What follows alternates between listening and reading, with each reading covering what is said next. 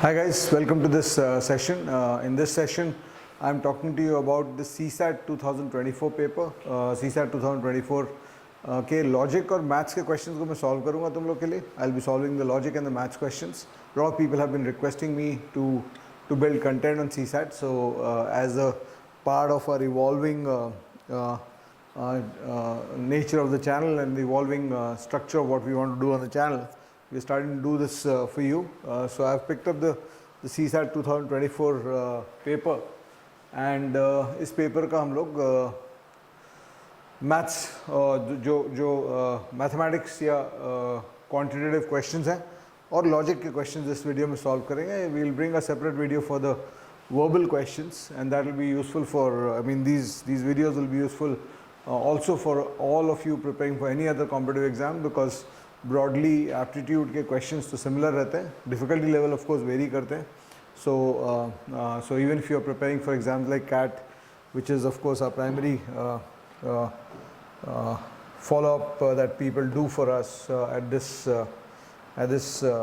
point on this channel, even if you are preparing for that, you can just use this in the context that the questions that I'll be discussing here will be kind of a primer set of questions for you on the topics, and there can be no harm in you understanding those questions and their solutions. So let's start.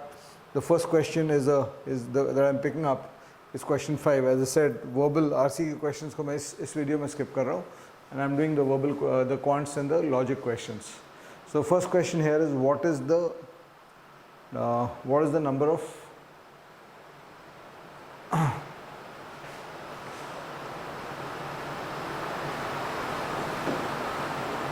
what is the number of least possible number of cuts required to cut a cube into 64 identical pieces? So least possible number of cuts required to, so let me try to zoom this. Yeah, so the question says the least possible number of cuts required to cut a cube into 64 identical pieces. So इसको करने के लिए what you have to basically think about is this, that if you think about a cube, any cube,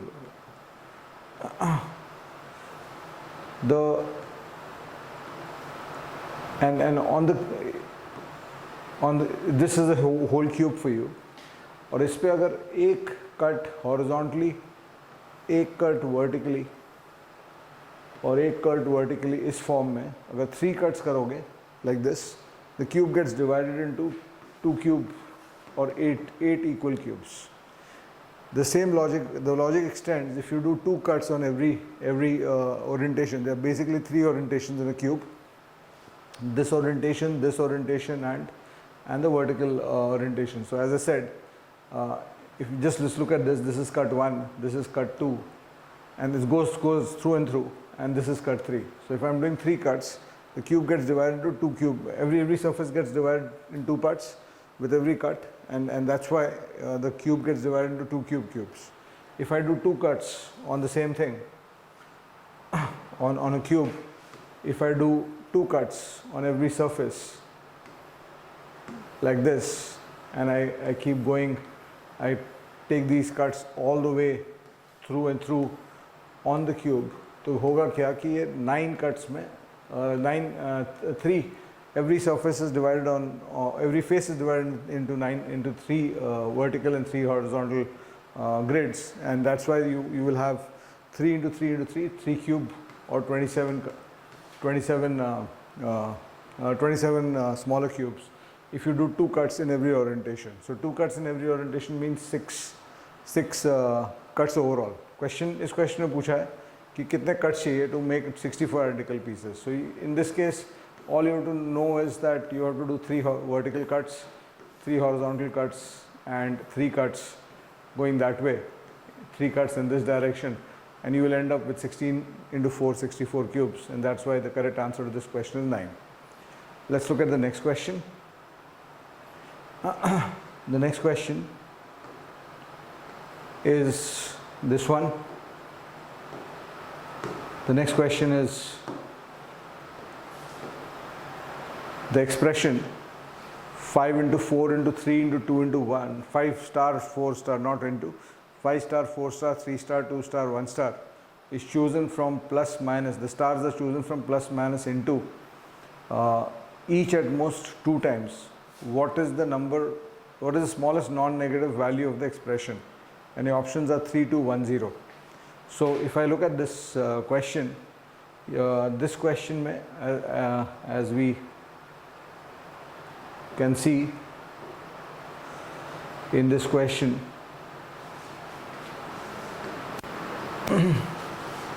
let me just try to get a fresh sheet here.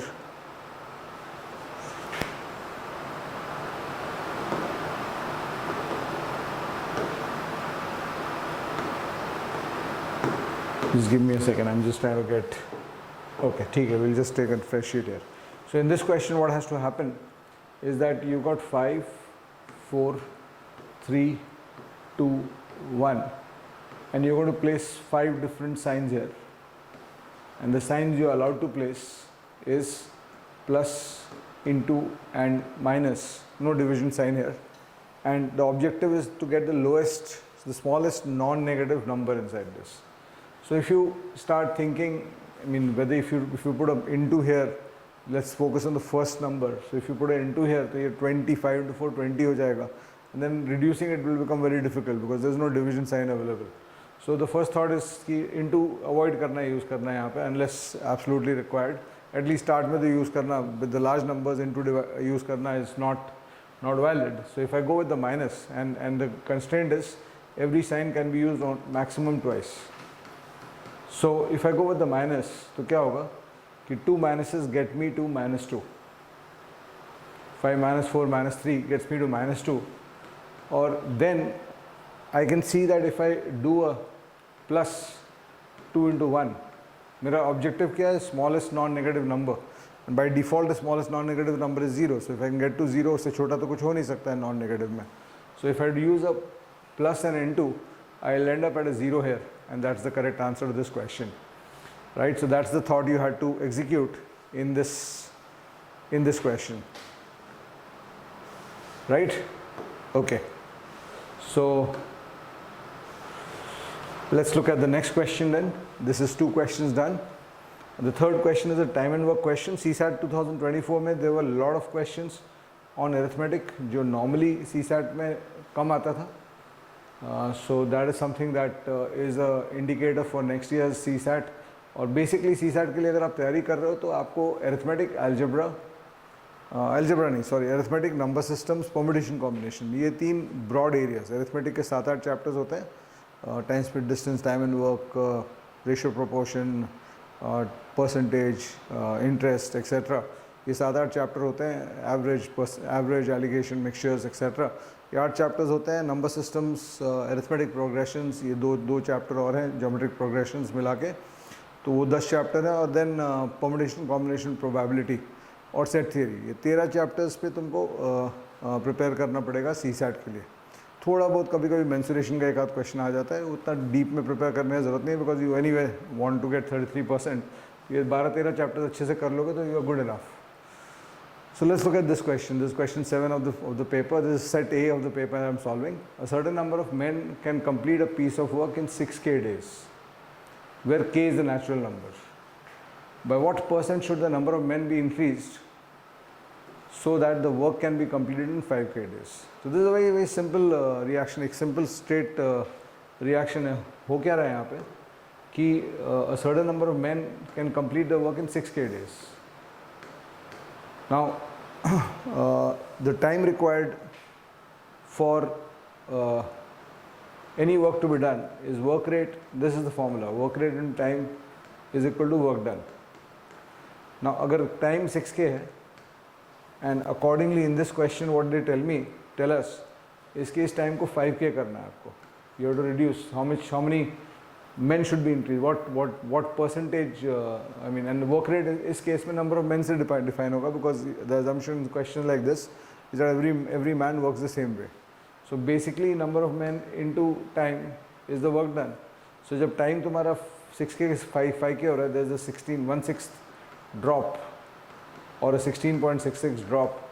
20% drop in the time, there will be a 20% increase in the number of men. That's it, right? ये concept मेरे quants के book में भी काफ़ी explain किया हुआ मैंने. एक basic concept है product constancy का, which you have to be able to use, and hence इसका answer C होगा. Right? Let's look at the next question, the 8th one in this set. So if I look at the next question, the next question says, again ये भी time and work का ही question है. X, Y and Z can complete a piece of work individually in 6 hours, 8 hours and 8 hours respectively. However, only one person at a time can work in each hour and nobody can work for 2 consecutive hours. So दो condition दिया हुआ है. एक तो पहले timelines दिया हुआ है कि 6 घंटे लगते हैं A को, X को, Y कुछ 8 घंटे लगते हैं, Z को 8 घंटे लगते हैं to do the work, and only one person at a time can work. हर घंटे में एक ही आदमी काम कर सकता है. And other condition is nobody can work for 2 consecutive hours. 2 घंटे लगातार कोई काम नहीं कर सकता है. So all are engaged to finish the work. मतलब सब लोग काम करेंगे काम ख़त्म करने के लिए. What is the minimum amount of time that they will take to finish the work? So इस question में the thinking is this, that अगर मैं work total work को, if the total work I take as 24, तो X का work rate, because X finishes the work in 6 hours, तो X का work rate, if I take the total work as 24 units, so ये LCM method होता है time and work का, which is to be used here for the most efficient solving. तो X का work rate 4 units per hour रहेगा, Y का work rate 3 units per hour रहेगा, और Z का work rate भी 3 units per hour रहेगा. This will be the numbers. And so what will happen? Now अगर आपको minimum time में work को ख़त्म करना है तो X का maximum काम देना पड़ेगा, because X is the fastest worker. So the pattern is going to be X will work, second day Y Z में से कोई भी एक काम कर लेगा, फिर एक्स काम करेगा, फिर वाई जेड में से कोई भी एक काम कर लेगा, इंश्योरिंग दैट तीनों मतलब वाई और जेड दोनों को मौका मिलना चाहिए. ये नहीं कि सिर्फ वाई को काम कराया आपने. एंड नंबर्स में do not make a difference because Y और जेड का वर्क रेट सेम है. सो अगर एक्स का वर्क रेट 4 है, वाई और जेड 3 है, तो what will happen is every 2 days में 7 काम खत्म होगा. काम कितना है? 24 यूनिट्स. सो 6 दिन के बाद 21 यूनिट्स काम खत्म हो जाएगा 6 घंटे बाद. तो 7वें घंटे में फिर आप एक्स को काम कराओगे, और 7वें घंटे में काम जो बच गया, 21 यूनिट्स काम खत्म हो गया, 3 यूनिट काम बचा, और एक्स का वर्क रेट 4 यूनिट्स पर आ रहा है. तो अगर पूरे घंटे में 4 यूनिट करता है यूनिटरी मेथड से, 45 मिनट में वो 3 काम खत्म कर लेगा.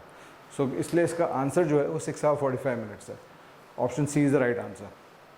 Right. And I will ensure I was at least इतना इंश्योर करेंगे हम लोग कि मैं जो सॉल्व कर रहा हूँ उसमें there are no errors. I was watching some famous channels के this thing, some people had send me a link for that before I did this, और मैंने देखा कि जो टीचर्स वहाँ पढ़ा रहे थे वो बहुत ही एरर्स कर रहे थे, अपने एडिशन सब्ट्रैक्शन में भी एरर कर रहे थे, forget the answers. So I will try to make sure that on my channel at least this you get the authentic channels. So the next question, this is a number systems question.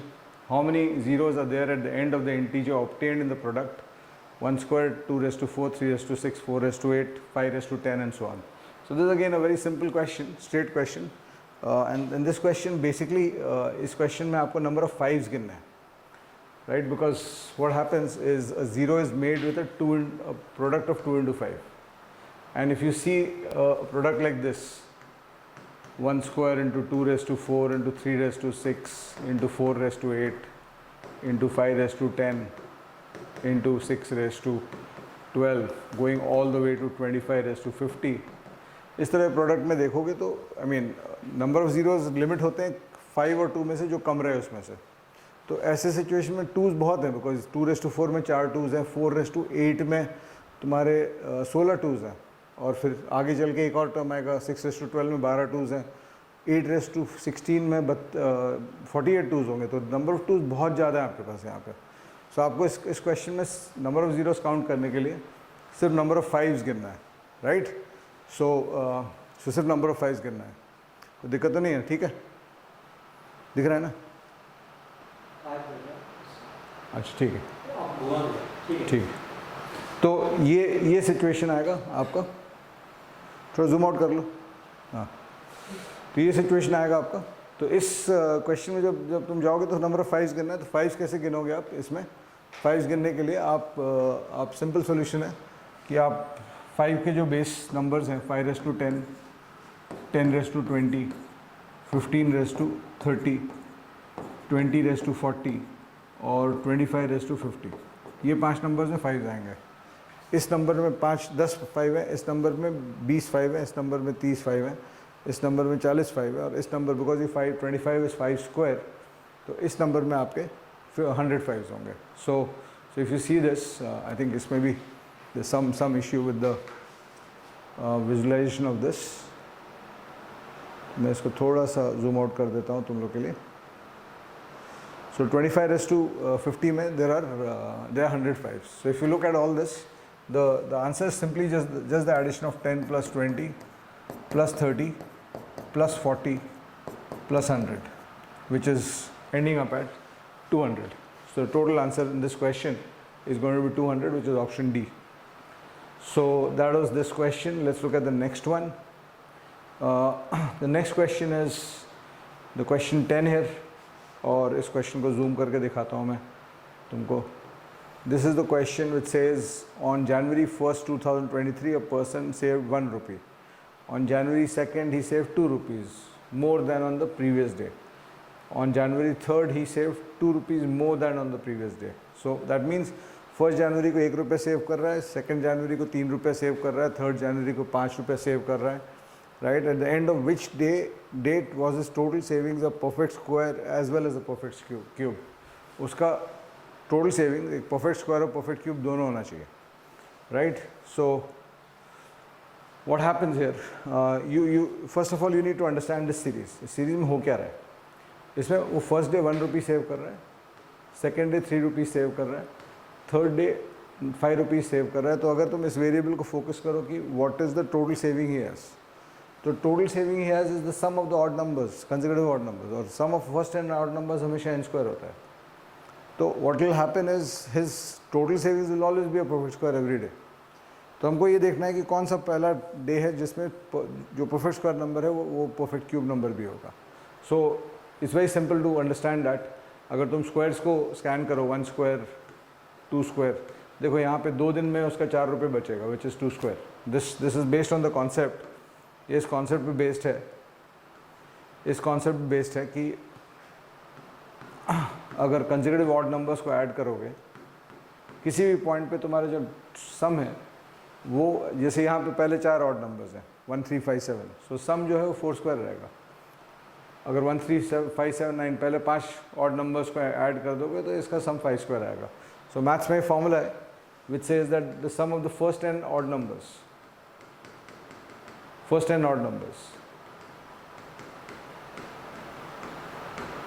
the sum of the first n odd numbers is equal to n square. This is the logic.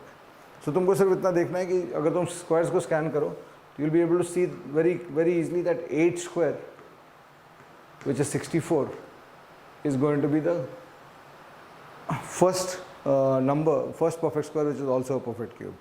And hence on the 8th of January, because every day he is saving 2 rupees more, hence on the 8th of January 2023 he will his savings will be a perfect square as well as a perfect cube.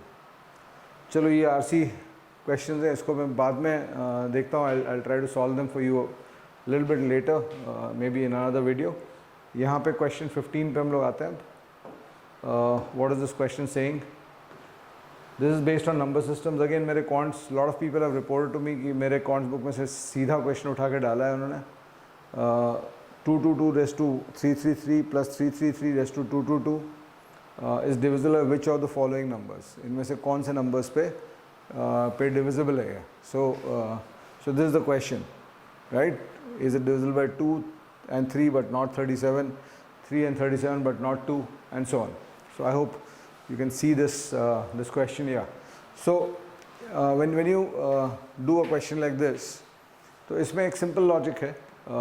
The logic is if I look at this expression, the expression is 222 raised to 333 plus 333 raised to 222. तो 37 has a property, the number 37 has a property that वो किसी भी number a को divide करता है, because 111 जो number है वो 37 को मल्टीपल में आता है, तो 222 333 ये सब 37 को मल्टीपल्स में आएंगे. So one thing is very clear कि 37 तो इसको डिवाइड करेगा, and the other thing is इस नंबर को देखोगे तो 222 is divisible by 3 because sum of digit 6 है। यहाँ पे भी ये नंबर भी 3 से डिविजिबल है, so this number will also be divisible by, because this is divisible by 3 and this is also divisible by 3, the number will also be divisible by 3। और 2 से डिवाइड नहीं होगा because 2 raise to 333 is an even number और 333 raise to 222 is an odd number. So even plus odd the total value जो भी आएगा, ये बहुत बड़ा वैल्यू आएगा, लेकिन जो टोटल वैल्यू आएगा जो भी आएगा वो एक ऑड नंबर आएगा। सो यहाँ पे you are not going to get divisibility by 2 in this question. So 3 और 37 इसका आंसर है, 3 and 37 but not 2, which is option B in the paper. ठीक है, so that's the question 15, right? और the next question is question 16.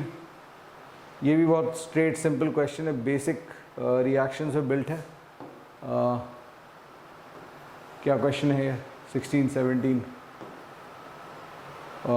What percent of water must be mixed with honey so as to gain 20% by selling the mixture at the cost price of honey? So क्या इसमें essentially the thing is very simple. First you need to understand what they are asking. honey का कोई cost होगा, मान लो honey का cost 100 rupees per 100 grams है, per 100 ml है। तो इसमें तुम वाटर मिला रहे हो and you are selling at the same price 100 rupees पर 100 ml and you want a profit of 20%। तो अगर तुमने 100 ml खरीदा 100 रुपये में, तो तुमको 20% प्रॉफिट चाहिए, तो 120 रुपये तुमको चाहिए, और तुम सेल कर रहे हो at the cost price, which means that you are selling at ₹1 पर ml। तो इट्स वेरी सिंपल कि 100 ml हनी तुम्हारे पास है, तो 20 ml वाटर ऐड कर दोगे तो 120 ml का मिक्सचर मिलेगा। तुम जो कस्टमर आएगा उसको बोलोगे कि ₹1 पर ml हनी में दे रहा हूँ, तो 120 रुपये में तुम उसको बेच दोगे, तो यू विल गेट 120 रुपीज़। तुमने लगाया 100 रुपीज़, तुम्हारा सामान बिक गया और तुमको 20 रुपये का प्रॉफिट हो गया, विच इज़ 20%।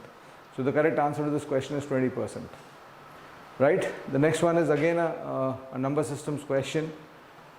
इस क्वेश्चन में they are telling us what is the rightmost digit preceding the zeros in the value of 30 raised to 30. So this question is basically a unit digit question, because 30 raised to 30 क्या होगा, ये number जो है 30 into 30 into 30 into 30 30 बार है, right?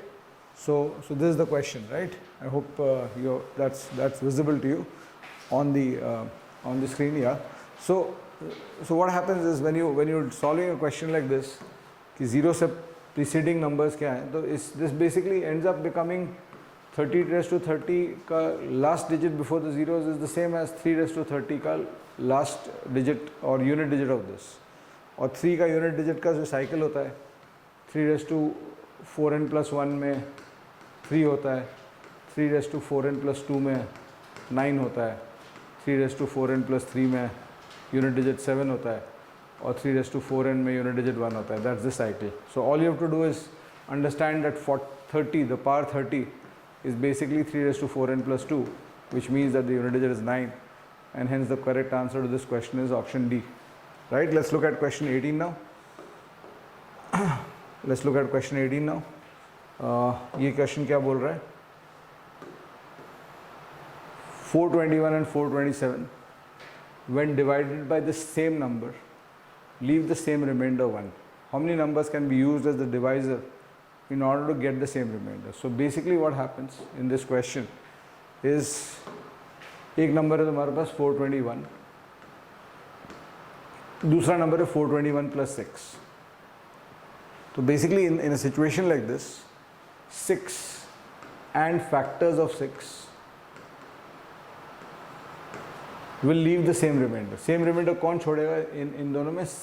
All the number 6 itself will leave the same remainder. So 421 को 6 से divide करोगे और 421 प्लस 6 को 6 से डिवाइड करोगे, क्यों? 421 को 6 से डिवाइड करोगे, 421 plus,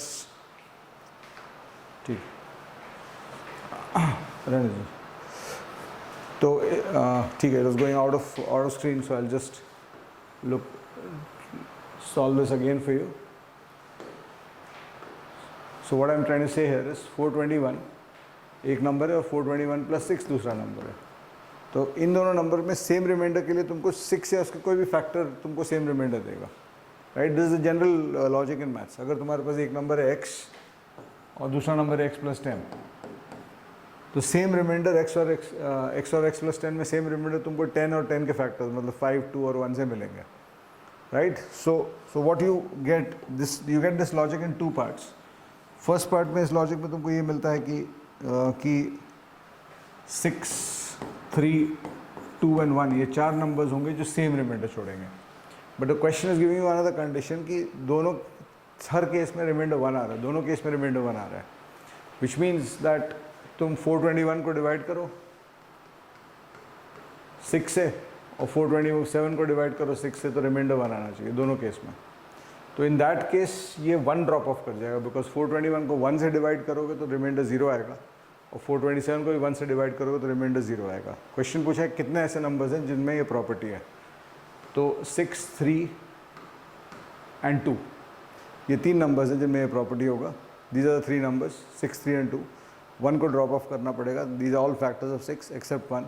so hence the correct answer to this question is 3. The 3 such numbers who leave this property, which exhibit this property. The next question is again on number systems. It's an HCF based question. What it says is a can X contains 399 liters of petrol and can Y contains 532 liters of diesel. They are to be bottled in bottles of equal size so that whole of petrol and diesel would be separately bottled. The bottle capacity in terms of liters is in integers. How many different bottle sizes are possible? यहाँ पे number of bottle sizes पूछा है. So इसमें this is basically a offshoot of an HCF question. और HCF question का offshoot इस तरह से है कि अगर मेरे पास 399 लीटर्स का पेट्रोल है और 532 लीटर्स डीजल है, तो I can look at the HCF of 399 and 532, which is 133. The difference of the two is 133 and that itself is the HCF. तो 133 लीटर्स का बॉटल में मैं 3 बॉटल में पेट्रोल को बॉटल कर सकता हूँ, 1 बॉटल में डीजल बॉटल कर सकता हूँ. But the question is the answer to this kind of question is 133. अगर पूछा होता कि लार्जेस्ट बॉटल साइज़ क्या पॉसिबल है, then the answer would be the HCF. लेकिन जब पूछा है कितने बॉटल साइज़ पॉसिबल है, तो उस केस में the answer becomes the common factors of 133 of the HCF, the common factors of these to. And common factors of any set of numbers is basically nothing but HCF के factors. तो HCF के factors ले लो, कितने factors हैं HCF के. So यहाँ पे अगर 133 को split करोगे तो 1, 133 और 7, 19 ये 4 factors तुमको मिलेंगे which are possible, and hence the correct answer कितने bottle sizes possible है, how many different bottle sizes are possible, the correct answer is 4. ठीक है. नेक्स्ट क्वेश्चन लेते हैं. What is the next question? The next question is a prime number based question. So number systems पे आ रहे हैं हम लोग. Consider the following statements in respect of the sum s of x plus y plus z where x, y, z are distinct prime numbers each less than 10. So distinct prime numbers each less than 10 जब question में trigger आता है तो you realise कि 2, 3, 5, 7 these are the 4 numbers which are prime and below 10. So we are talking only about 2, 3, 5, 7 here, right? So पूछ रहा है कि s का unit digit के, if you look at the 3 statements, unit digit of s can be 0, the unit digit of s can be 9, unit digit of s can be 5. Which of the statements given above are correct, right? So s का unit digit क्या क्या possible है? Statement 1 में 0 है, Statement 2 में 9 है, Statement 3 में 5 है. So when you do a question like this, you have to first understand that what is your possibility list. तो पॉसिबल लिस्ट जब बनाओगे यहाँ पे तो you have the numbers X Y Z have to be chosen from 3, 5 to 3, 5, 7. X Y Z has to be chosen from there and S is the sum of 3 of them. So I can obviously choose 2 + 3 + 5. तो S का unit digit 0 हो सकता है, which was statement 1. 3 statement थे. S का unit digit 0 है, S का unit digit 9 है, एस का यूनिट डिजिट 5 है. सो 2, 3, 5 से तुम्हारा 0 तो बन रहा है, 3 5 7 से इट्स वेरी एविडेंट कि सम ऑफ डिजिट्स 5 बन रहा है, मतलब यूनिट डिजिट 5 बन रहा है। लेकिन अगर तुम 9 बनाने की कोशिश करो, 2 3 5 गिव्स यू 0, 2 3 7 गिव्स यू 2, 2 को हटा दो अगर, तो 3 5 7 गिव्स यू 5, you realize कि 9 as unit digit possible नहीं है. So unit digit can only be 0 or 5 in this case, and hence statement 1 and statement 3 are correct. So correct option is option C here. ठीक है? That's question 20. 21, 22 RC questions. I'm skipping this for you.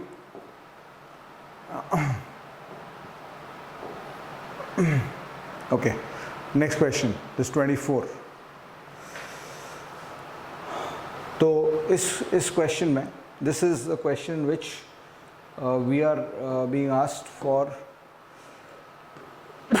A series, and we are to try to fit in कि इस series में जो missing components हैं वो कौन से कंपोनेंट्स फिट होंगे इसमें,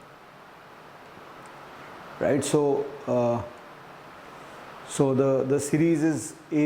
I mean, if I go back to the series and I write that, let's take a larger canvas for this. The series is A dash BCD dash BBCD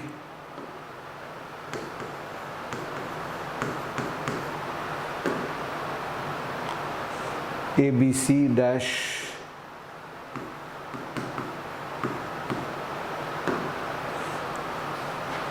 DABC dash D. इस तरह के questions कभी कभी exam में tedious हो जाते हैं, तो if you are in a time pressure in a question like this, तो you can actually try to reduce और ट्राई टू स्किप दिस अगर इमीडिएटली दिख नहीं रहा है. यहाँ पे I know the answer and I know the logic, so it's easy to for me to explain this to you. तो यहाँ पे because I have solved it earlier, so A C D अगर लेते हैं हम लोग, ऑप्शन सी वाला,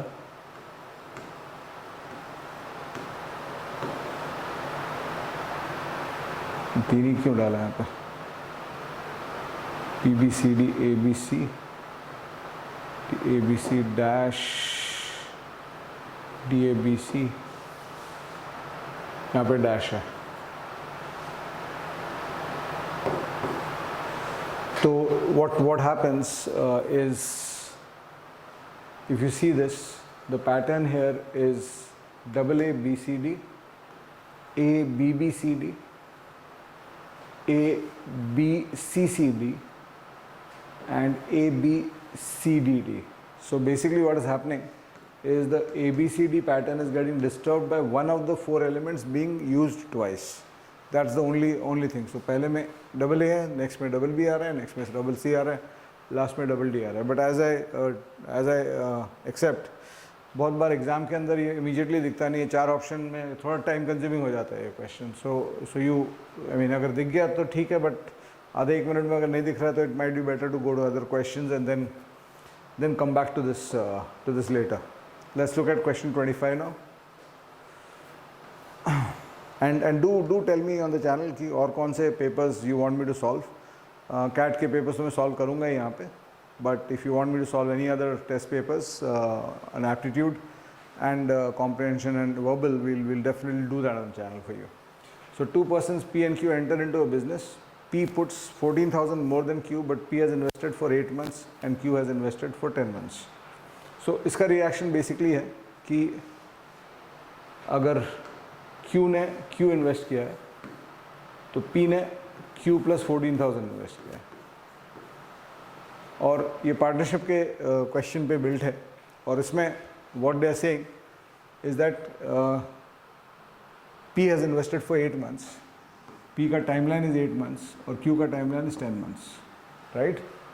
So what has to happen in this question, and profit sharing is basically based on how much you invested. It's called equivalent capital, which means how much you invested for how much time.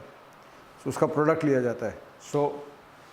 So and यहाँ पे profit sharing in the question is explained through this language कि 2000 का profit में P share is 400 more than Q share. तो उसको अगर तुम workout करो मेंटली, यू रियलाइज़ कि अगर इसको कैसे सोचना चाहिए, इसको इस तरह से सोचना चाहिए कि अगर दोनों का 1000 रख दूँ, 2000 प्रॉफिट है, दोनों का 1000 रख दूँ तो P और Q दोनों का प्रॉफिट इक्वल हो जाता है। तो अगर मैं P का प्रॉफिट 200 बढ़ा दूँ और Q का प्रॉफिट 200 कम कर दूँ तो मेरा 400 का गैप हो जाएगा। This is how you think about sum of two numbers and difference of two numbers always. So you realise that in this scenario essentially ये लास्ट पार्ट जो स्टेटमेंट जो बोल रहा है वो ये बोल रहा है कि P का जो प्रॉफिट है वो ये P है, ये Q है। सॉरी, यहाँ पे मैंने एक गलती की है। 8 मैंने Q ने इन्वेस्ट किया है और 10 मैंने P ने P ने 8 मैंने इन्वेस्ट किया और Q ने P has invested for 8 months. So ये P है हमारा, P ने 8 मंथ्स के लिए इन्वेस्ट किया और Q ने 10 मंथ्स के लिए इन्वेस्ट किया है। So basically because the profit sharing is 1200 and 800, it means that the profit sharing ratio is 3/2। तो P का जो इक्विवेलेंट कैपिटल है डिवाइड बाय Q का equivalent capital should be coming 3/2। So you have an equation which says Q plus 14,000 into 8 upon Q into 10. This should be equal to 3/2. और options हैं तुम्हारे पास 30, 26, 24 और 20। तो इसको तुम इक्वेशन से भी सॉल्व कर सकते हो। इस इक्वेशन को, एक ही अननोन है इस इक्वेशन में, तो you can solve this. Class 7th का सॉल्विंग है, but if you put the option you will get an answer much faster. कि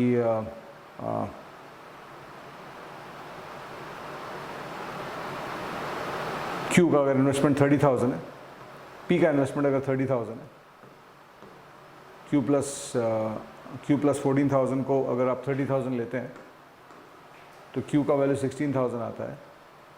तो 30,000 into 8 240 and 16,000 into 10 is 160, 3/2 ratio आ जाएगा। So the capital contributed by P will be 30,000। Option A is the right answer in this question. Okay, let's look at the next question. Let's look at the next question. एक question मेरे को थोड़ा सा doubt आ रहा था while solving. We'll see that question again when I do this, when I reach that question. Maybe UPSC will cancel that question. Let's see. I'll look at that. I'll come to that question when I show you that question. P salary is 20% lower than Q salary, which is 20% lower than R salary. A typical percentage of question. So इसमें P salary is 20% lower than Q salary, which is 20% lower than R salary. So इसको अगर तुम देखोगे तो इस ऐसे question में main the question is how much percent is R salary more than P salary. So ऐसे क्वेश्चन में द मेन थिंग इज 100 किसको लेना है। तो अगर मैं यहाँ पे स्टार्ट करता हूँ कि P salary is 20% lower than Q salary, तो Q को अगर मैं 100 ले लेता हूँ तो P का वैल्यू 80 हो जाता है। P salary is 20% lower than Q salary, right? And which is 20% lower than R salary. So what this is telling me कि R से Q 20% ड्रॉप है। बिकॉज Q को 100 लिया है तो R से Q 20% ड्रॉप है, तो Q से R 25% इंक्रीज होगा। सो अगर Q 100 है तो R 125 हो जाएगा यहाँ पे। So that's the thinking you will get to tell you that the value of R is coming as 125। सो R का वैल्यू 125 आ जाएगा।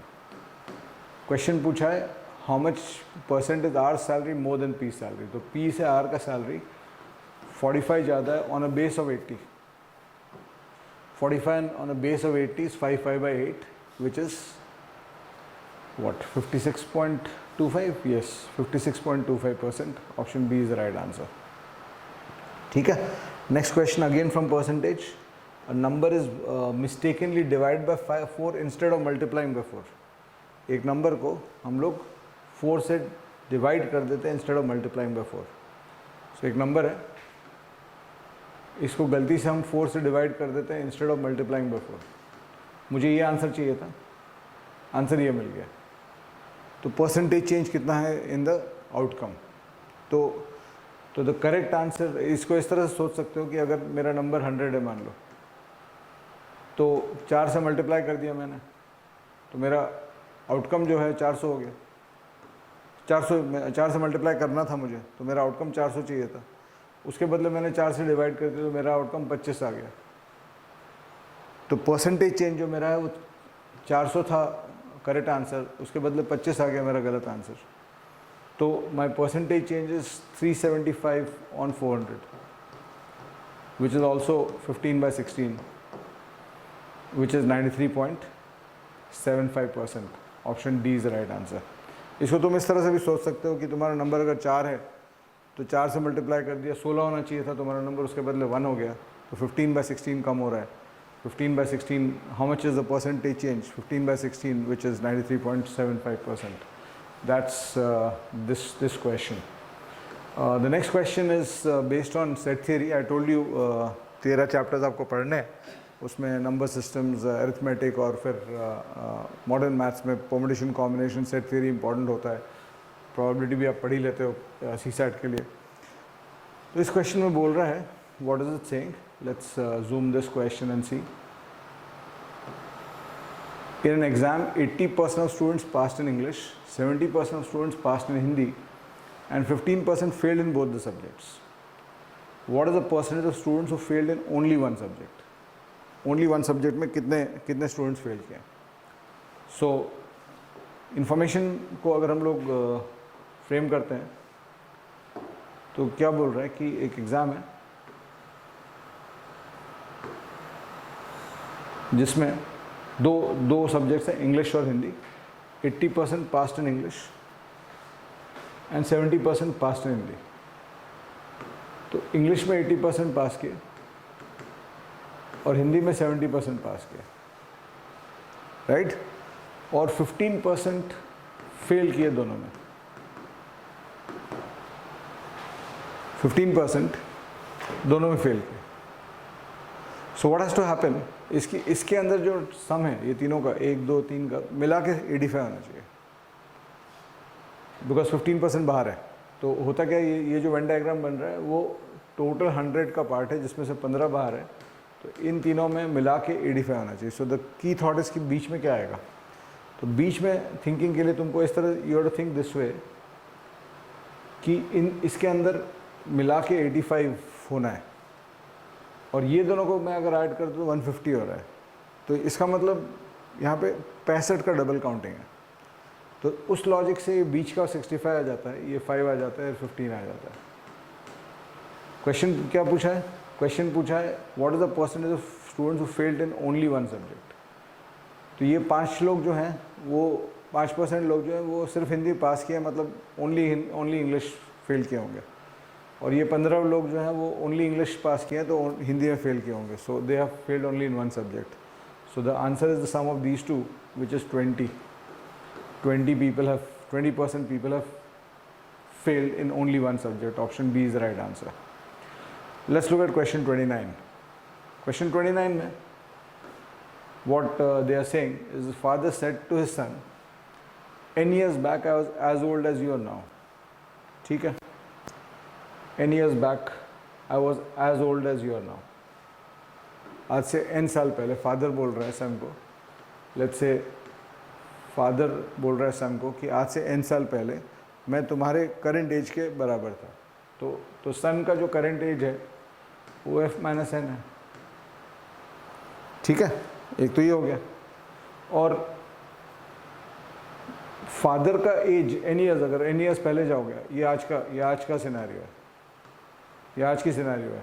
N ईयर्स पहले, N ईयर्स बैक, फादर का एज विल बिकम F-N और सन का age will become F-2n, because N साल पहले सन के एज में भी N ईयर्स कम होगा।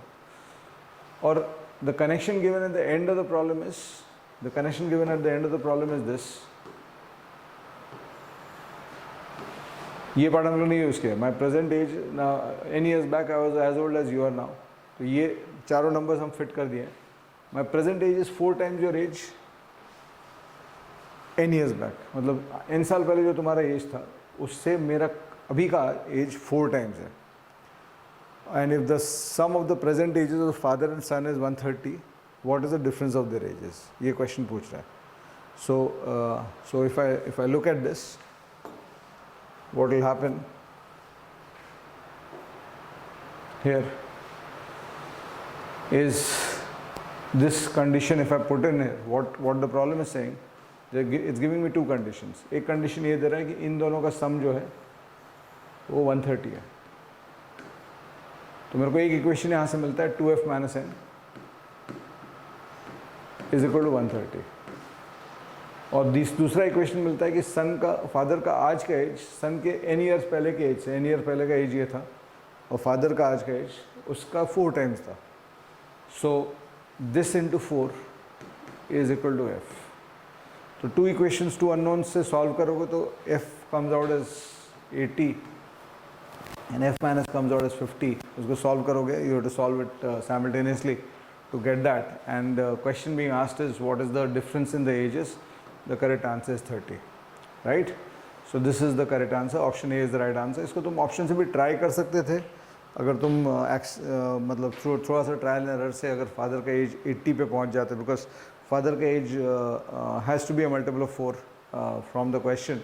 तो 4 के मल्टीपल्स में अगर चेक करोगे तो सबसे पहले तुमको 40, 45, 50 इस तरह के 40, 44, 48, 52 इसी तरह के नंबर्स मिलेंगे. तो 4 का मल्टीपल से जाओगे तो 80 अगर तुम डिस्कवर कर लेते हो by accident, 80 and 50, 30 is less than that. तो फादर का एज 80, सन का एज 50 आज का. 30 साल पहले फादर का एज 50, सन का एज 20, सन का 30 साल पहले का एज, फादर के आज के एज इंटू 4 टाइम्स इस फादर का आज का एज. ये कर सकते थे, ट्राई कर सकते थे उस तरह से करने का, लेकिन श्योर शॉर्ट सॉल्यूशन चाहिए तो इसमें आपको इक्वेशन से जाना पड़ेगा. इसमें तो of course this is general knowledge, all 3 are correct. In the next question, okay, so ये हो गया हम लोग का question 30. Let's look at question 35. 31 या ऊपर नीचे है. I just hope I have all the questions there. Okay, ठीक है. So let's look at question 35 now. What does this question say? Sound आ रहा है ना पहले? देख लेना. Let x be a 2-digit number and y another 2-digit number formed by interchanging the digits of x. If x and y, x plus y is the greatest 2-digit number. तो greatest 2-digit number का मतलब होता है 99. That's the greatest 2-digit number. तो x plus y 99 है. Then what is the number of possible values of x? तो इसमें कोई इक्वेशन लिखने की ज़रूरत ही नहीं है तुमको, बिकॉज इंटरचेंजिंग में तुमको पता रहना चाहिए कि आई मीन तुम्हारे दो नंबर्स हैं ए बी एंड बी ए, इनका सम अगर 99 है तो you should be able to immediately see the numbers as a plus b का वैल्यू जो है वो 9 होगा.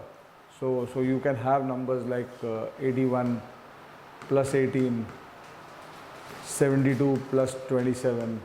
I mean just a और b को 9 ऐड कर दो. इसका बेसिक लॉजिक होता है, अगर मैं तुमको बोलूँ कि दो नंबर है A B plus B A is equal to 63, तो ए और बी का सम जो होगा वो 7 होगा. सॉरी, ए और बी का जो सम हो, sorry A B plus B अगर मैं बोल रहा हूँ 66 है, तो ए बी का सम जो होगा 6 होगा, डिवाइड बाय 11 से सीधा स्ट्रेट. तो 4 2 2 4 3 3 3 3, ऑफ कोर्स 3 3 को इन्वर्ट नहीं कर सकते हो तुम, बट 5 1 1 5 इस तरह के नंबर्स तुम इमीडिएटली स्पॉट कर सकते हो. राइट, ए बी और बी ए का सम 63 का भी हो नहीं सकता है, बिकॉज किसी भी नंबर को अगर इन्वर्ट करोगे, you can do this as a trial and error.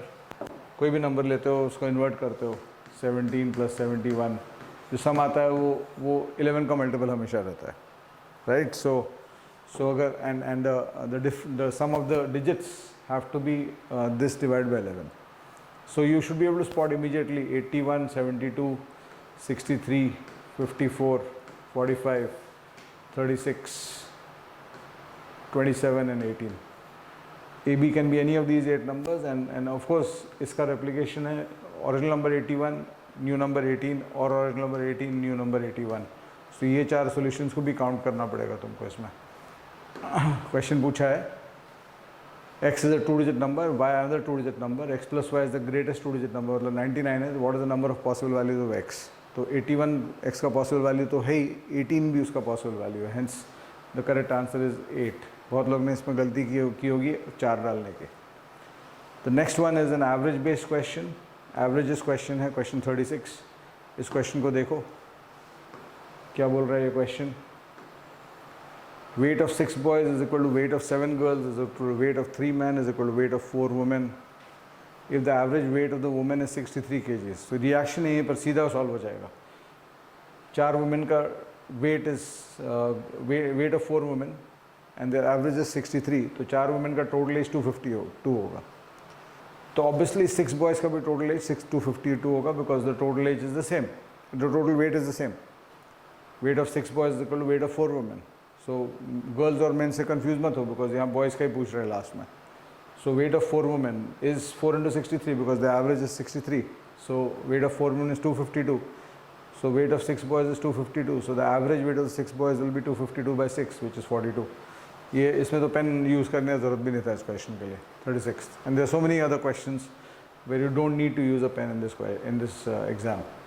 Same logic is on question 37।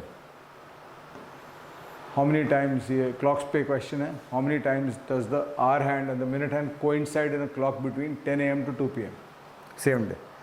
तो होता क्या है कि हर घंटे में आवर हैंड और मिनट हैंड एक बार कोइंसाइड करते हैं, दैट्स द बेसिक लॉजिक।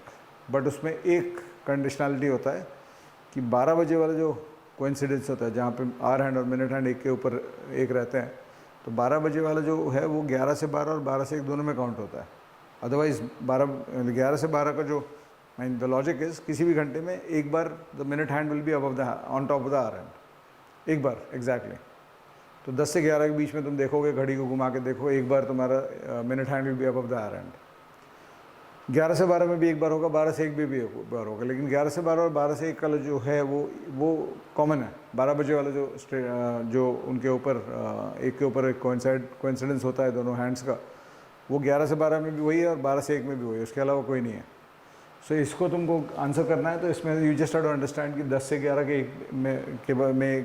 के बीच में एक बार होगा, 11 से 1 के बीच में एक बार होगा, 2 बार नहीं होगा, और 1 से 2 के बीच में एक बार होगा। Hence the correct answer to this question will be 3 times, option A। The next question, again, this is also something where you don't need pen and paper। The calendar for the year 2025 is same for which year? So what happens, you need to understand this for calendars, couple of basic logics। कोई भी non leap year जब होता है तो 1st January of that year and 31st December of the year is the same day। किसी भी non leap year में 1st January और 31st December सेम डे होता है बिकॉज 365 डेज होते हैं। So suppose 1st January Monday था, ठीक है, किसी साल में, तो 364 दिन तुम्हारा जिसमें 52 वीक्स कंप्लीट होता है वो 38 दिसंबर होता है। तो 31st दिसंबर को तुम्हारा नेक्स्ट मंडे फिर आ जाता है, राइट। सो 1st January में the calendar skips ahead by +1। So अगर 1st January मंडे था एक साल का, अगले साल का 1st January ट्यूसडे रहेगा, and every day will keep going by +1। This rule is only broken in leap years, जब 28 फरवरी के बदले 29 फरवरी को क्रॉस कर रहे हो तुम तो +2 होता है। So because of that and when the calendar goes +7 तो the calendar repeats. So what will happen is 2025 जो कैलेंडर है, 2026 का calendar will be +1 on every day, 2027 will be +2, 2028 will be +3, 2029 because 2028 में बीच में लीप ईयर आ जाएगा, 2029 will be +5, 2030 will be +6 and 2031 will be +7 again, which means 2031 में the calendar will be the same। So option C is the right answer। ठीक है, 39 को मैं solve करके दिखा देता हूँ, पहले क्वेश्चन पढ़ लो तुम लोग। let PQRS be distinct positive integers, P and Q are odd, R and S are even। तो हम लोग को ये बोला गया है इन 3 चीज़ों को टेस्ट करने का, P minus R whole square QS, Q minus S into Q square and Q plus R whole square into P plus S। और पूछा गया है कि इनमें से कौन से स्टेटमेंट्स ट्रू हैं। तो इसको सॉल्व करने के लिए you have to first understand the 3 constructs. First of all PQ odd है, RS इवन है। तो जब तुम पहला कंस्ट्रक्ट चेक कर रहे हो P minus R whole square into QS, तो P माइनस R जो है ऑड माइनस इवन है, which is going to be odd, odd square भी ऑड रहेगा, और Q ऑड है और S इवन है, so odd into even structure है यहाँ पे। तो ऑड इंटू इवन हमेशा इवन आएगा, इसलिए first statement p minus R whole square into Q S is even, ये स्टेटमेंट सही हो जाता है। सेकेंड स्टेटमेंट को टेस्ट करते हो अगर, if you test the second statement q minus N S into Q square S, अब तुमको इसमें बहुत दिमाग लगाने की ज़रूरत नहीं है, बिकॉज यहाँ पे तुमको q minus S into Q square into S होगा। तो यहाँ पे if you just spot this S here, you realise that S तो इवन होगा, और इवन को किसी भी चीज़ से मल्टीप्लाई कर दो इवन ही रहने वाला है। So this second this expression is even is also true, तो सेकेंड भी ट्रू है। और थर्ड स्टेटमेंट जो बोल रहा है, the third statement is saying q plus r whole square into p plus s is odd. तो q प्लस आर जो है, q ऑड है, r इवन है, तो ये ऑड होगा। तो ये जो स्ट्रक्चर है odd square into P plus S, odd plus even, so odd square into odd आएगा विच इज़ ऑल्सो ऑड। सो ये तीनों स्टेटमेंट सही हैं। सो the correct answer is option D for this question. Question इसका आंसर 39 का D होगा। The next question 40th, again clocks पे एक और क्वेश्चन। सो नेक्स्ट ईयर के लिए अगर आप रीजनिंग की तैयारी कर रहे हो तो क्लॉक्स को ज़रूर देख लेना ठीक से। The question is what is the angle between the minute hand and hour hand when the clock shows 4:25? 4:25 पे मिनट हैंड और आवर हैंड के बीच में क्लॉक का एंगल क्या होगा। तो इसको सॉल्व करने के लिए I will need to explain this on a screen. इसको सॉल्व करने के लिए तुमको ये सोचना है कि 4 बजे नो अगर एंगल से सोचो किसी भी क्लॉक्स के उसको, तो टोटल एंगल 360 डिग्री होता है, और every minute is 0.6 degrees and 5 minutes is every minute is 6 degrees and 5 minutes is 30 degrees. So 4 o'clock पे ये तुम्हारा जो आर हैंड है 4 पे रहता है, मिनट हैंड ऑफ कोर्स 12 पे रहेगा।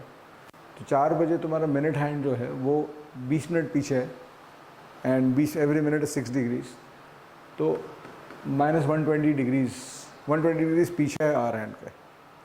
What happens is every minute या एवरी आवर, 1 घंटे में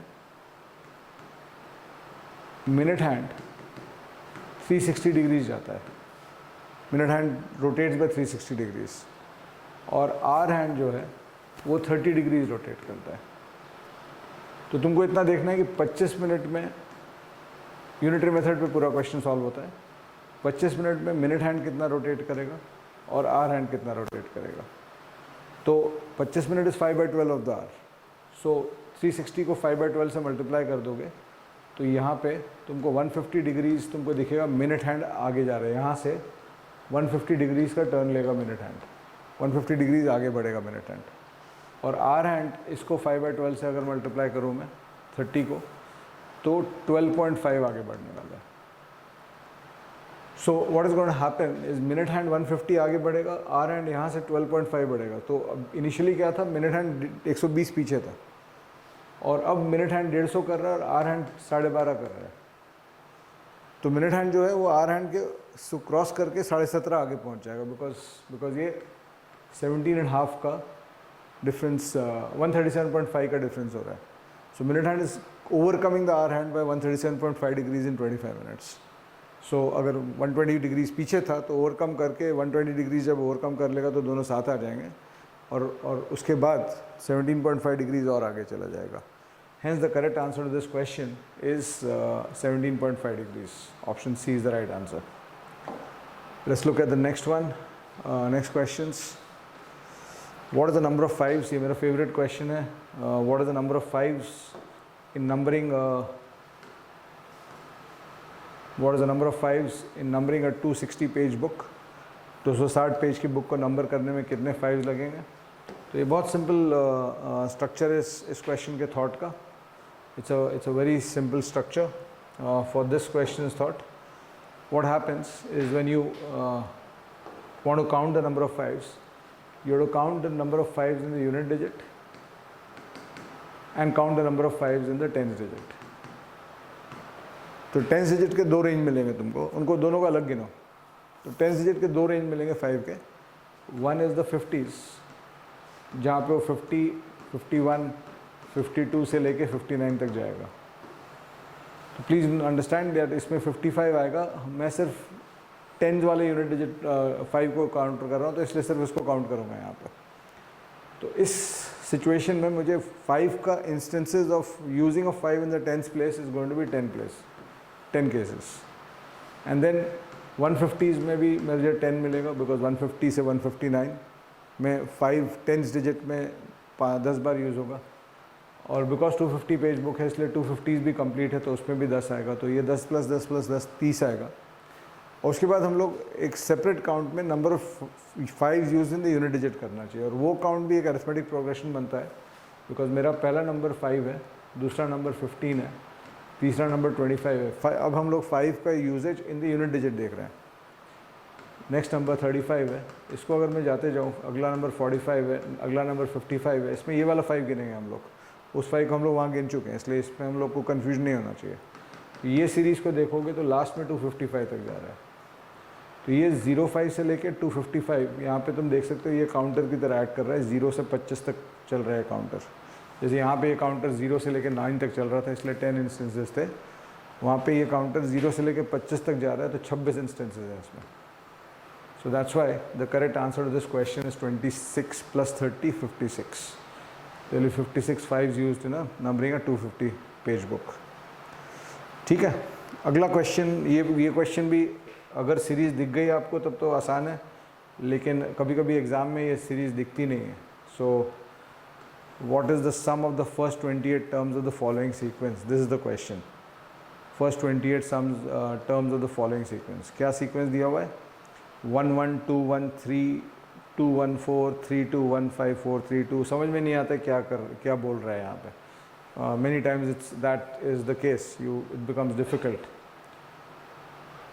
टू अंडरस्टैंड। और अगेन एग्ज़ाम के अंदर अगर इस तरह क्वेश्चन इमीडिएटली नहीं सूझा, पहले एक मिनट सोचो, नहीं सूझ रहा है उसके बाद, तो क्वेश्चन को you can quit in the exam context, because हमेशा there is no guarantee that you will be able to see what you need to see.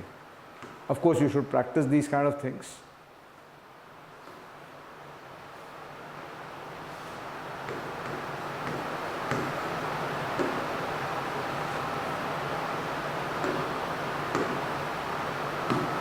तो इस क्वेश्चन का जो की है वो ये है, to understand how this series is written. And इसमें 1 12 132 1432 15432 165432, ये 1 3 6 10 15 6 21 टर्म्स हो गए। और लास्ट 7 टर्म तुम्हारे 1765432। सो ये यहाँ पे एसेंशली व्हाट इज हैपनिंग, 1 1 2 132 1432 1532 165432 176542। तो इसको अब ऐड करना है, तो ये तो 1 है, ये 1 + 2 3 है, ये सब ट्रायंगुलर नंबर्स हैं। 1 + 2 + 3 ये 6 है, ये 10 है, 1 + 2 + 3 + 4 ये 15 है, ये 1 to 6 का सम है 21 है, और ये 1 to 7 का सम है 28 है। सो 28 + 21 49 64 74 80 83 84। The correct answer to this question is 84. Option B is the right answer. Option B, 84 इसका आंसर है। ठीक है, that's question 46. Now let's look at question 47. This is the question I was talking about, जिसमें मेरे को थोड़ा सा confusion है। I don't know what others have given as the answer to this, लेकिन मैं जब solve कर रहा था इसको, तो I got a feeling that there's something wrong in this question. Maybe UPSC will cancel this question. Let's try to do this again. A person buys 3 articles PQR for 3330. P costs 25% more than R, and R costs 20% more than Q. Then what is the cost of P? So क्या हुआ है इसमें? Let's take a fresh sheet, so that I said normally I would not use a sheet for this question to solve, but because as I said I was getting an answer which was not in the options. 3 item खरीदता है वो 3330 के लिए। PQR. Person buys 3 articles PQR for 3330. P costs 25% more than Q. P costs 25% more than R, sorry. तो R से 25% ज़्यादा P है, ठीक है. And R costs 20% more than Q. P costs 25% more than R. P costs 25% more than R. R से 25% ज़्यादा P है. And R costs 20% more than Q. तो Q से 20% ज़्यादा R है, ठीक है. I think आ जाएगा आंसर इसमें. I was making a mistake in my solving because I was trying to do this mentally. तो essentially इस सिचुएशन में अगर मैं Q को X मान लेता हूँ तो R जो है 1.2x हो जाएगा और P जो है 1.5x हो जाएगा, बिकॉज यहाँ से 25% आगे. Let's just hope I've got the relationships correct. P costs 25% more than R. P costs 25% more than R. R costs 20% more than Q. R costs 20% more than Q. ठीक है, this is the relationship. So essentially what will happen, question पूछा है P का cost कितना है.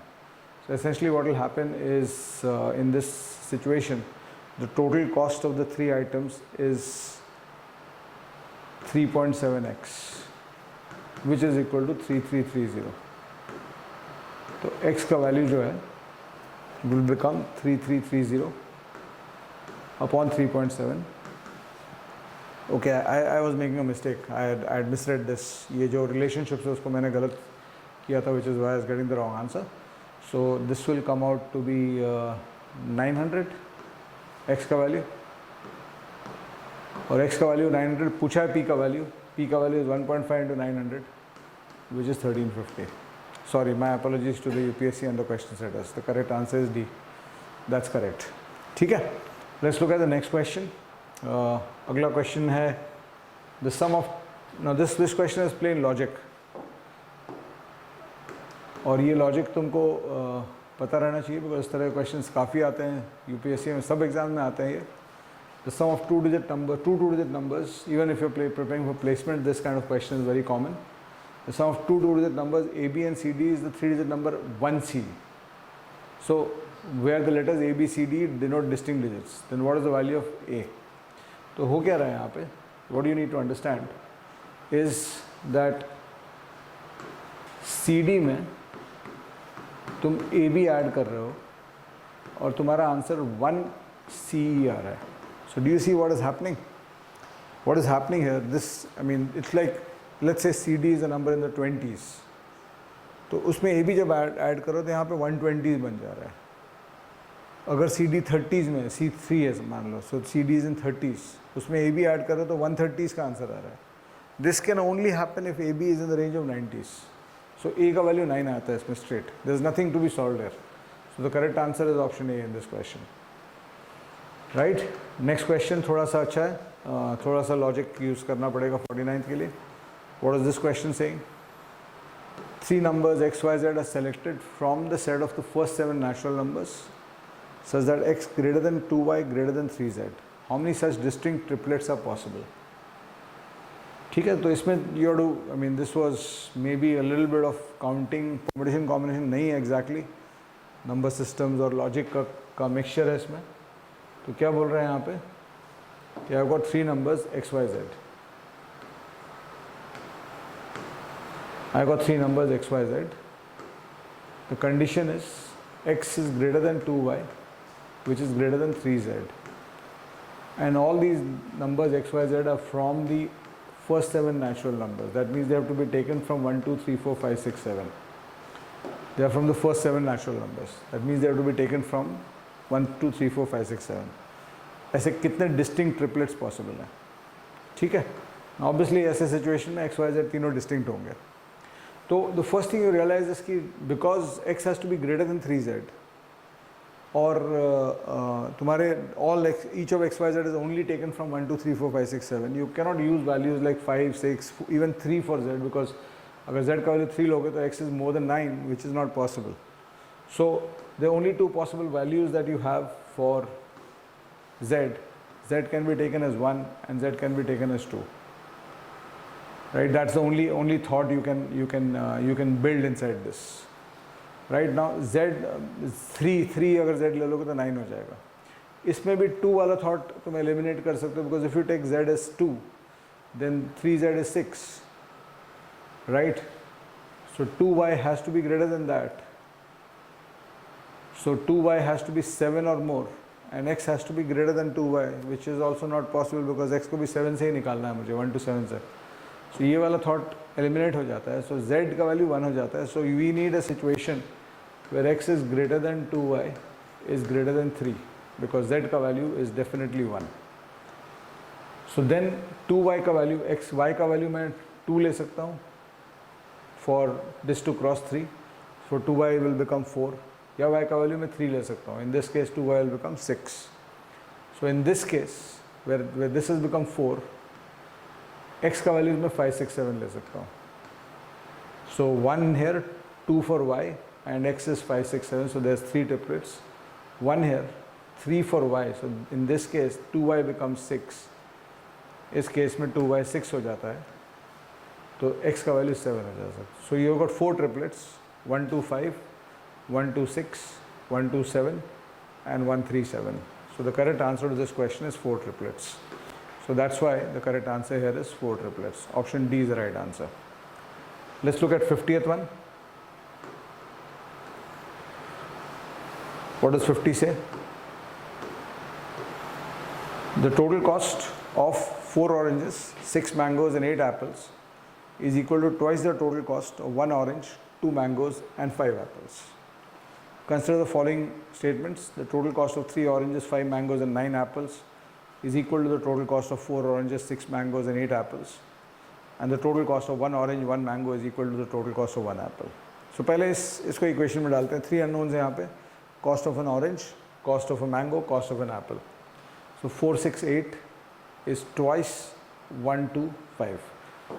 So if I take the cost of an orange as x, what I get is 4x plus 6m plus 7 apples is equal to twice 1 orange plus 2 mangoes plus 5 apples. I hope this is visualizing, you are able to visualize this clearly. Just checking whether this is visible. Yeah, it should be. So I'm taking a slight shortcut on this. So when you equate this, there's 2 equations only, there's actually 1 equation, 2 unknowns, 3 unknowns. So इसमें कोई outcome नहीं आता है, but you get relationships here. So if you take the 2x, 2m, 2x इधर ले जाओ, 2m, 4m इधर ले जाओ और 7a को 5a को उधर ले जाओ, 10a को उधर ले जाओ. So I think I've written this wrong. 8 apples है यहाँ पे.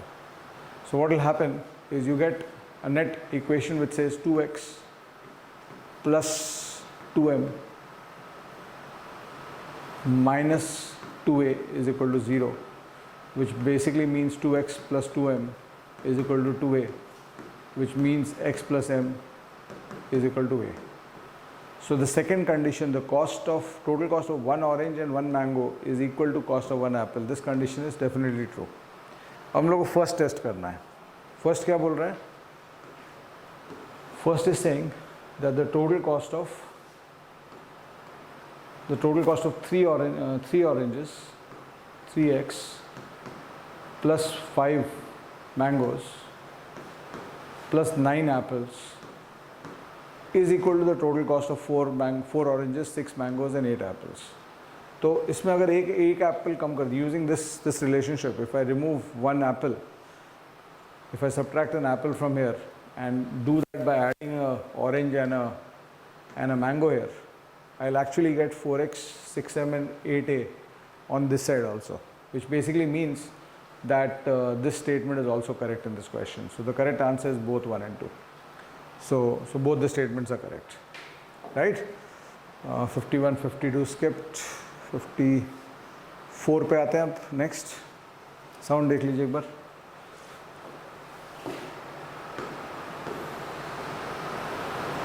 54 पे आते हैं. 32 raised to 25 5 plus 2 raised to 7 is divisible by. Simple question. 2 raised to 5 का unit digit 2 है. 2 raised to 3 2 raised to 27 का unit digit will be 2 raised to 3 का unit digit which is 8. So 2 plus 8 is 0. So correct answer is this value is divisible by 10 because इसका unit digit 0 आ रहा है. So option C is the right answer. Next question. Let P and Q be positive integers satisfying P less than Q. P plus Q equals K. What is the smallest value of K that does not determine P and Q uniquely? So this is again some logic which you should have discovered in your preparation. कि अगर दो number लेता हूँ मैं P Q such that P plus Q is K, तो K को अगर मैं 3 यूज़ करता हूँ तो P और Q यूनिकली डिटरमाइन हो जाता है बिकॉज और ये भी दिया हुआ है कि P is less than Q. तो K को अगर मैं 3 लेता हूँ तो P and Q get uniquely determined as 1 2. K को अगर 4 लेता हूँ तो P and Q get uniquely determined as 1 3. I cannot have a 2 plus 2 situation. But if I take K as 5, then PQ will not be unique because 1 3 1 4 और 2 5 2 3 दो solution मिलता है उसमें. इसलिए इसका आंसर 5 है. Option C is the right answer. Right. The next two are straight option based मतलब straight questions. These are on direction. A person walks 100 meters straight from his house, turns left and walks 100 meters. Again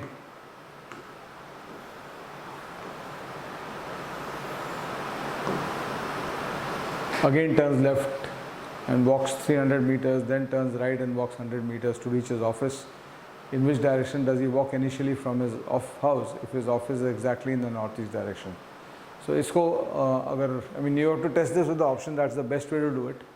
So what the option that works in this case is south, if I am not mistaken, because house agar यहाँ पे है, he walks 100 meters south, turns left. तो यहाँ पे walk कर रहा है, left turn will be this side, walks 100 meters here, turns left, walks 300 meters up, right? So that is where he is going.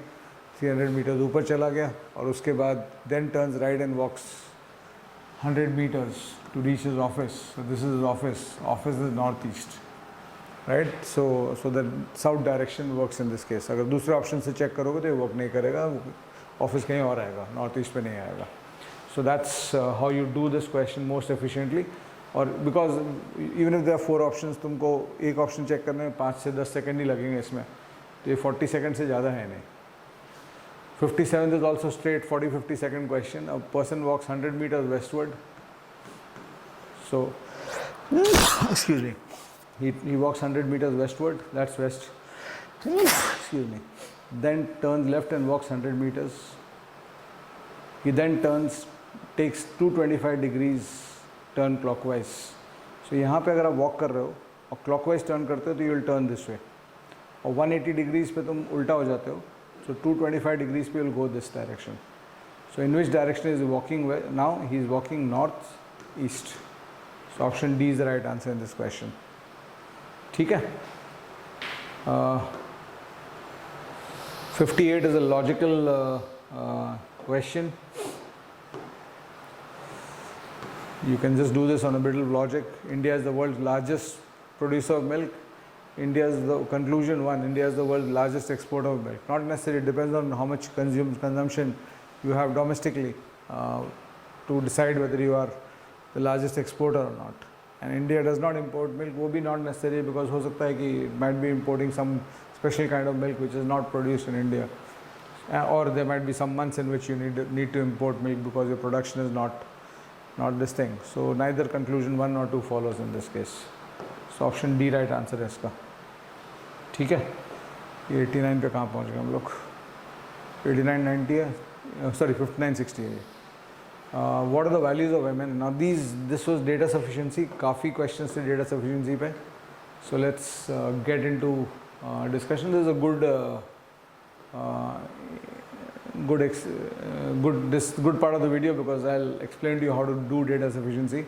Data sufficiency पे सबसे बड़ा advantage ये रहता है कि तुमको कोई question को solve नहीं करना पड़ता. You can just look at the question and see whether you'll get an answer or not. You don't need to get the answer. What are the values of M and N? Where Mn are natural numbers. Statement 1. M plus N greater than Mn. Now कोई भी number का सम greater than product तब होता है जब उनमें से एक नंबर 1 है. So 1 plus 1 is greater than 1 into 1.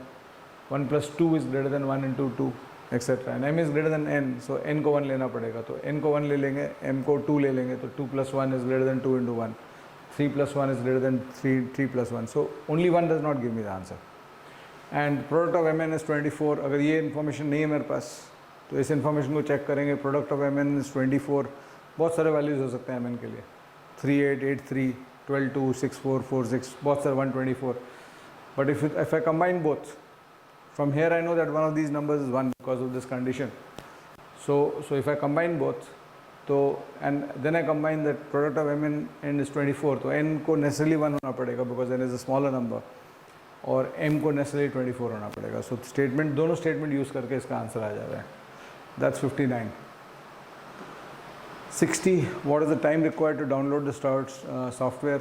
The size of the software 12 megabytes, and the transfer rate. So the formula, the equation obviously is going to be how much, total, what is the size of software divided by the transfer rate. So that will be the answer. So when you know both the variables, you can find out how much time it will take. The best part of DS is you don't need to answer the question कि कितना answer आ रहा है. You don't need the calculation. You just need to see कि answer आएगा कि नहीं, और unique answer आएगा कि नहीं. 61, 62 we are skipping. 63 is also a comprehension question, so I'm skipping that. Let's look at 64. A question is followed by 2 statements. Consider the question and statements.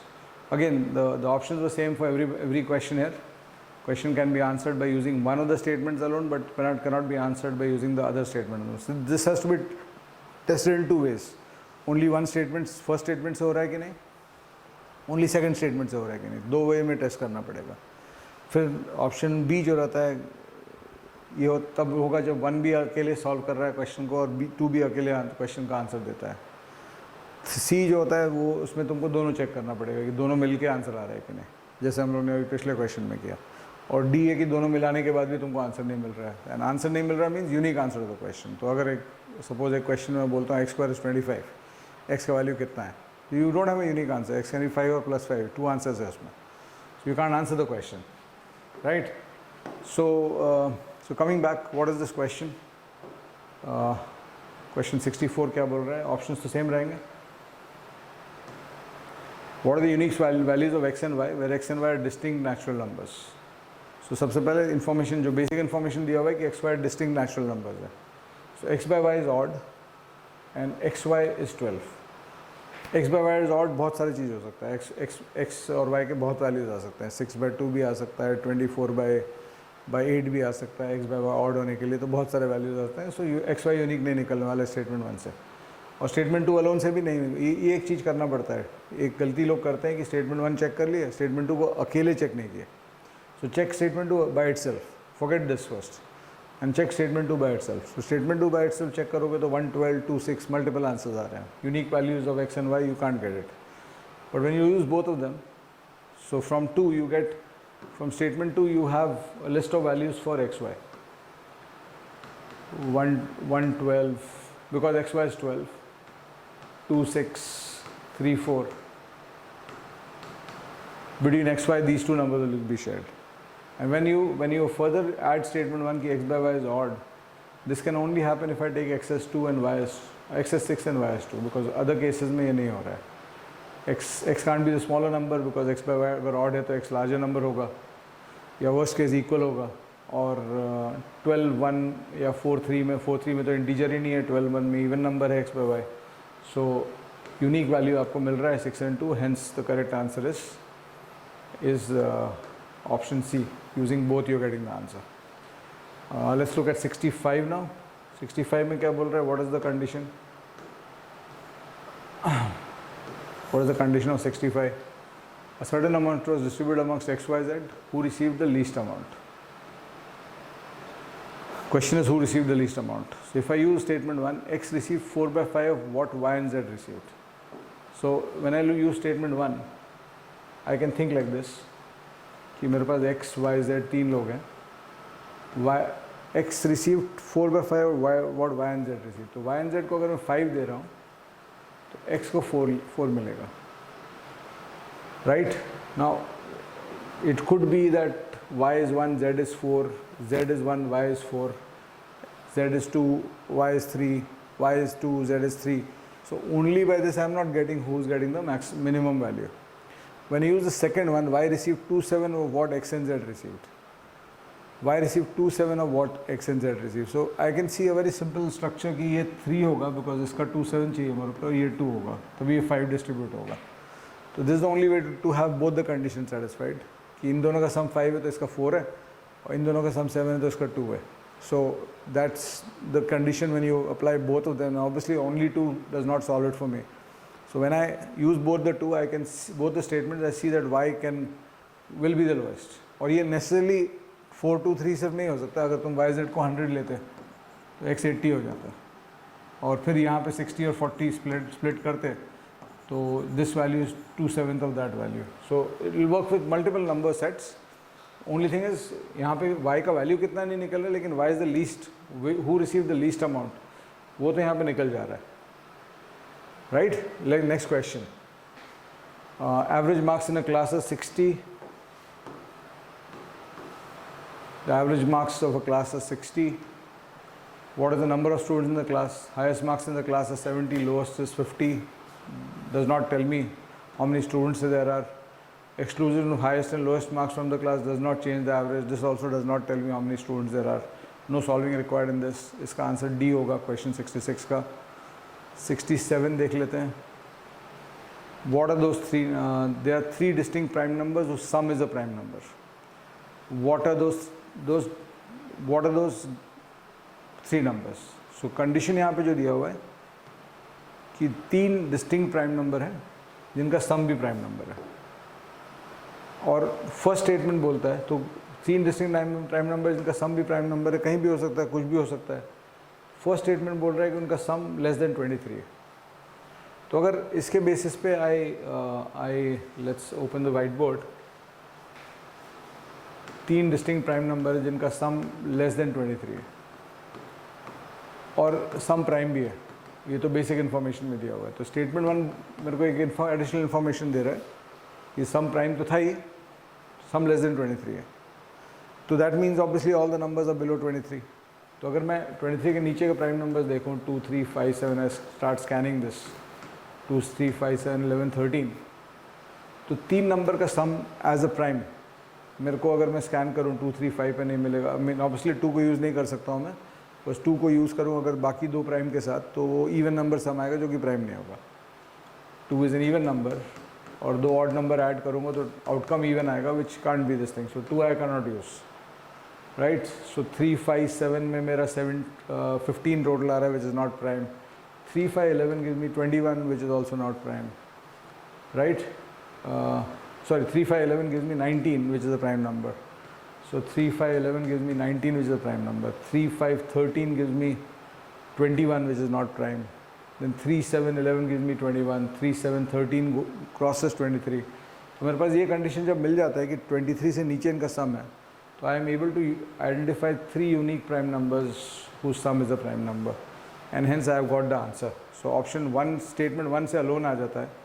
One of the numbers is 5 से नहीं निकल रहा है because बाकी numbers कुछ भी हो सकते हैं। So one of the numbers 5 से आ रहा है क्या आंसर?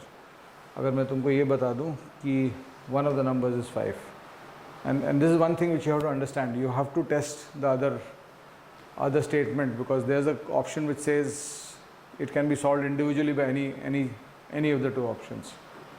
सो मेरे पास बेसिक इन्फॉर्मेशन है कि सम प्राइम है। The basic information I have is that the sum is prime, right? That's the basic information I have.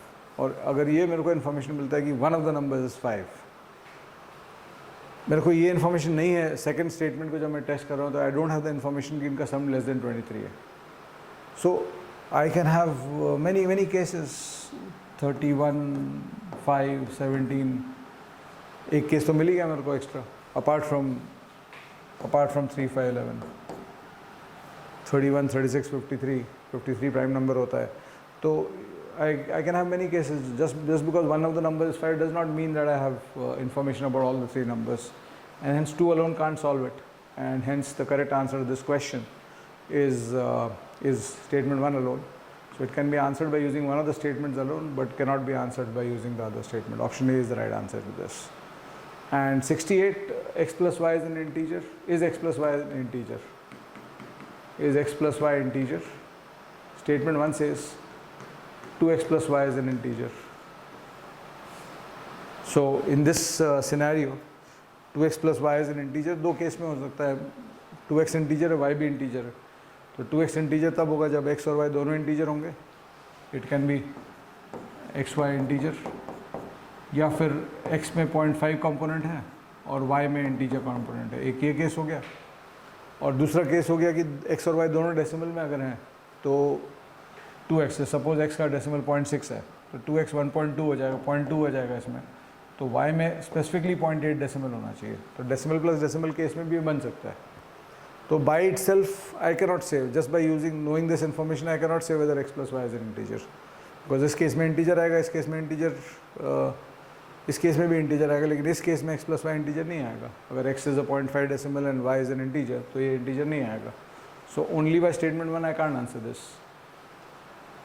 The second statement tells me 2y plus x. तो first statement sorry x plus 2y is an integer. So second statement मेरे को बोल रहा है x plus 2y is an integer. तो ये information is the same as the first one. So अगर because x और y तो agnostic है यहाँ पे, they can be interchanged. So अगर first से नहीं मिला तो 2 alone से भी नहीं मिला. So what we have to test is can both of them together give me the answer, right? तो both of them together को अगर मैं use करता हूँ तो I can try to think of this in 2 ways. One is if I know both of these are integers, so the sum of them will also be an integer. So 3x plus 3y will be an integer, but 3x plus 3y, which means 3 times x plus y is an integer, does not guarantee me that x plus y is an integer. It could be and could not be. मेरे को एक single answer चाहिए इस question को का कि is x plus y is an integer. So only this से नहीं मिल रहा है. What if I subtract? If I subtract, the first expression is x plus y.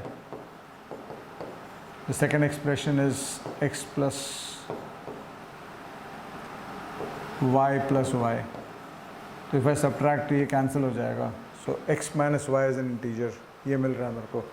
तो x minus y integer कब होता है? x minus y integer, when is x minus y an integer? x minus y integer तब होता है 2 cases. One is when integer minus integer हो रहा है. दूसरा when decimal minus decimal हो रहा है लेकिन exactly same decimal. Point AB तो point AB यहाँ पे भी. ये 0.23 है तो ये भी 0.23 होगा, तभी ये decimal होगा. तो इससे मेरे को ये मिल रहा है कि x minus y should be an integer. Right? When I subtract this, 2x plus y integer है, ये भी integer है, तो integer minus integer should be integer.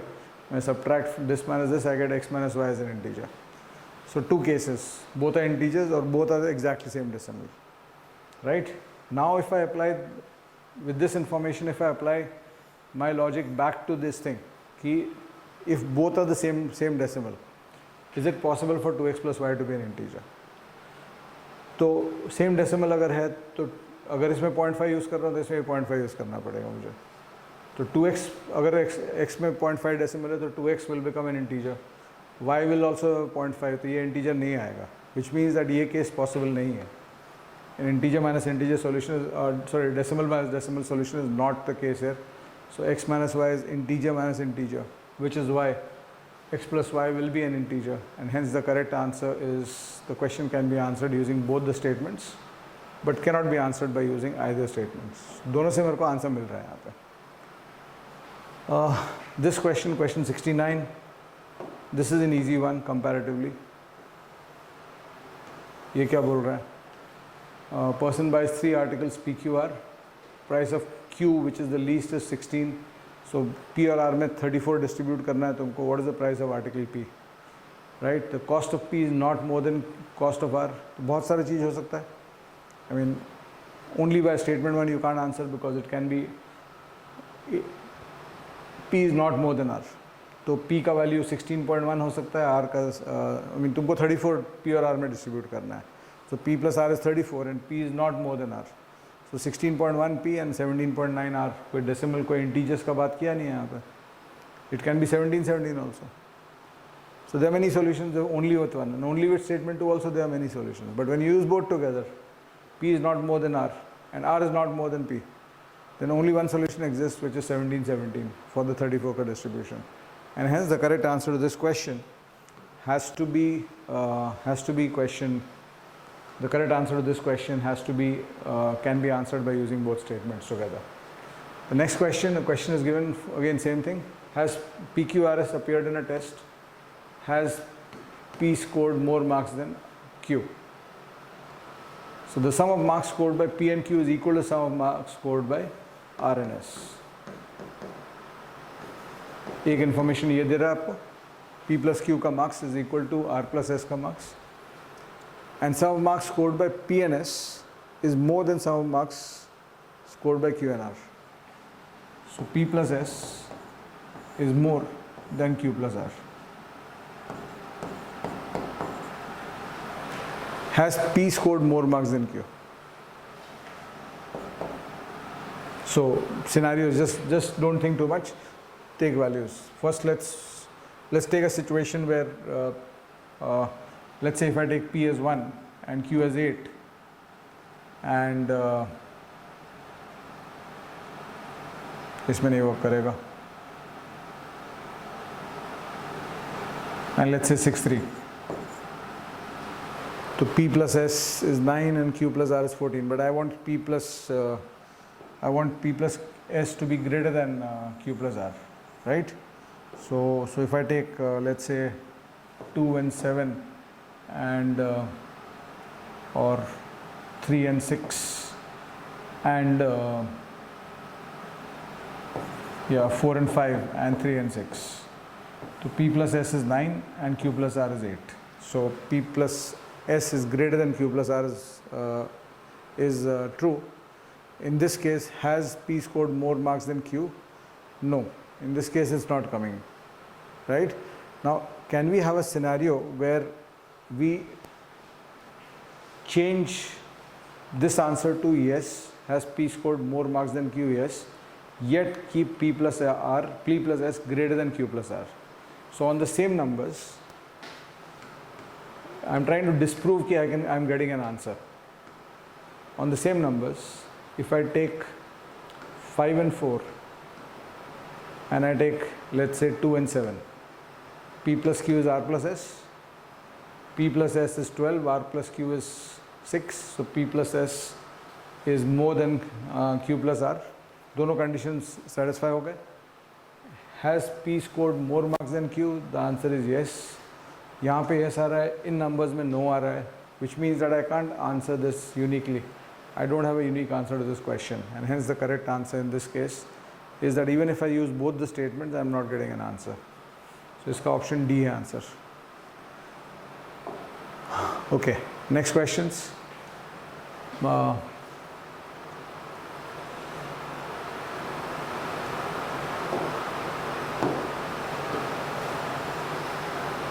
Age of each of P and Q is less than 100 years but more than 10 years, so that means they are two-digit numbers. If you interchange the digits of the age of P, the number represents the age of Q.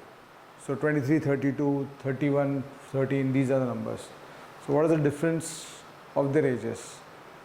The age of P is greater than that of Q, the age of Q. It's a difference नहीं मिलेगा because it can be 23, 32 also, 32, 23 also, or 41, 14 also, so there are many possibilities. And the second information, sum of their ages is 11 by 6 times their difference. And so sum of their ages is 11 by 6 times the difference. So इसको solve, इसको use करोगे अगर, तो you can think about this. अगर P का age AB है, Q का age BA है, तो 10A plus B is the value that is the algebraic value of P's age, and 10B plus A is the algebraic value of Q's age. We are only using statement 2. हम लोग बाद में देखेंगे statement उनकी ज़रूरत है क्या मुझे A minus B निकालने के लिए. Question पूछा है, difference चाहिए मेरे को. So and the condition given me here in second one is sum of their ages 11 by 6 times the difference. So sum of their ages अगर हम लोग लेते हैं, sum of their ages is 11 times 11a plus 11b. This is equal to 11 by 6 times their difference. The difference of their ages is going to be 9a minus 9b. Right? So what I get here, the 11 cancels out. I get 6 times a plus b is equal, divided by 9 is equal to a minus b. तो इस condition को अगर मैं देखूं, the question, what is the question asking? The question is asking what is the difference of the ages. So in this condition, or I can write this as 6 times a plus b by 9 is equal to a minus b. So the difference a minus b का जो value है a और b के value पर depend करेगा. There is no other condition for it. It can be 2, 3 also. मतलब वो देखना पड़ेगा कि कौन कौन से values fit हो रहे हैं. But or if you further simplify this, देखते हैं क्या होता है. 6a plus 6b, आवाज़ चेक कर लीजिए एक बार, is equal to 9a minus 9b. So अगर मैं relationship a और b में निकालूँ तो I get 15b. 15b is equal to 3a. Right? Which means that a is equal to 5b. A is equal to 5b. So that means b का value 1 लूँ तो a का value 51 आएगा और b का value 1 है तो a का value 5 आएगा. So 51 and 15, that's the only value possible with a and b both single digit numbers and and both the numbers being 2 digits and interchange के साथ. Because अगर a को 2 लूँगा तो b का 5b का value 10 आएगा, which is not possible. So 51, 16, difference of ages is 36. So वो आंसर मिल रहा है हम लोग को, unique answer, which is why. और इसमें हम लोग ओनली स्टेटमेंट 2 यूज़ किए हैं. Age of p is greater than q, इसको यूज़ करने की ज़रूरत नहीं थी बिकॉज हमको डिफरेंस ऑफ देयर एजेस चाहिए था. We are not being asked whose what is p's age और व्हाट इज़ क्यूज एज. अगर पीज एज क्यूज एज चाहिए होता तब ये स्टेटमेंट की ज़रूरत है. Only if p's age q's age not being asked, you don't need the statement, you just need the difference. और डिफरेंस हमको मिल गया 36. So that's the correct answer. और ये कंडीशन भी है, sum of the edges 11 by 6 times the difference. 36 difference लेते हैं तो डिवाइड बाय 6 is 6, 11 6 is 66, उधर भी 66 आ रहा है. So we have a unique answer based on only statement 2. So question, the correct answer is option A. Good question, very very high quality question this one.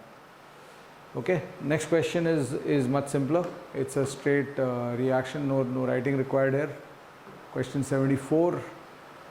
Pradeep becomes either a director or producer. So which of these conditions are correct? This is logical deductions.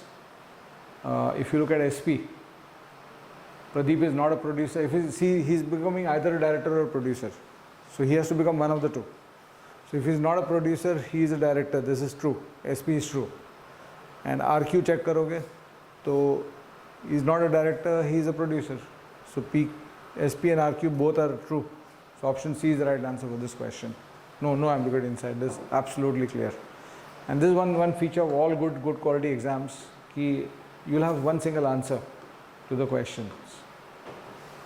Next question is A plus B means A minus B, plus means minus, minus means into means plus, and plus means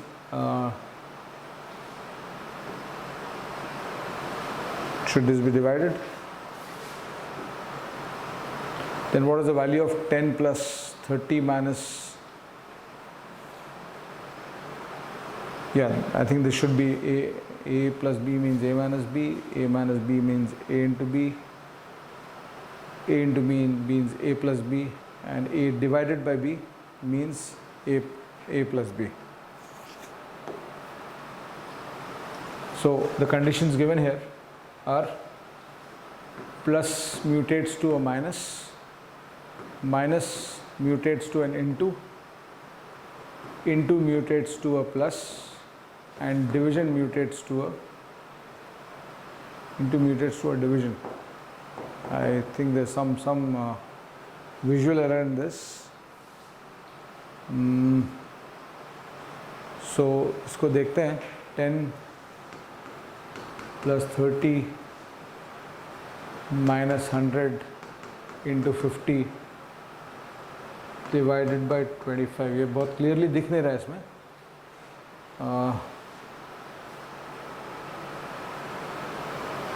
Let me just check this on a different paper. I'll just get back to you on this.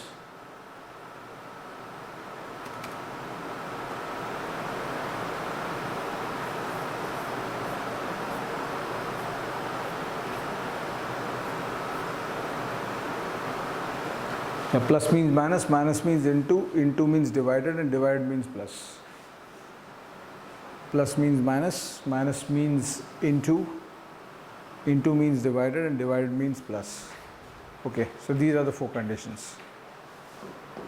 So when you have 10 plus 30 minus 100 into 50 divided by 25, that's the condition. Let me just check that also.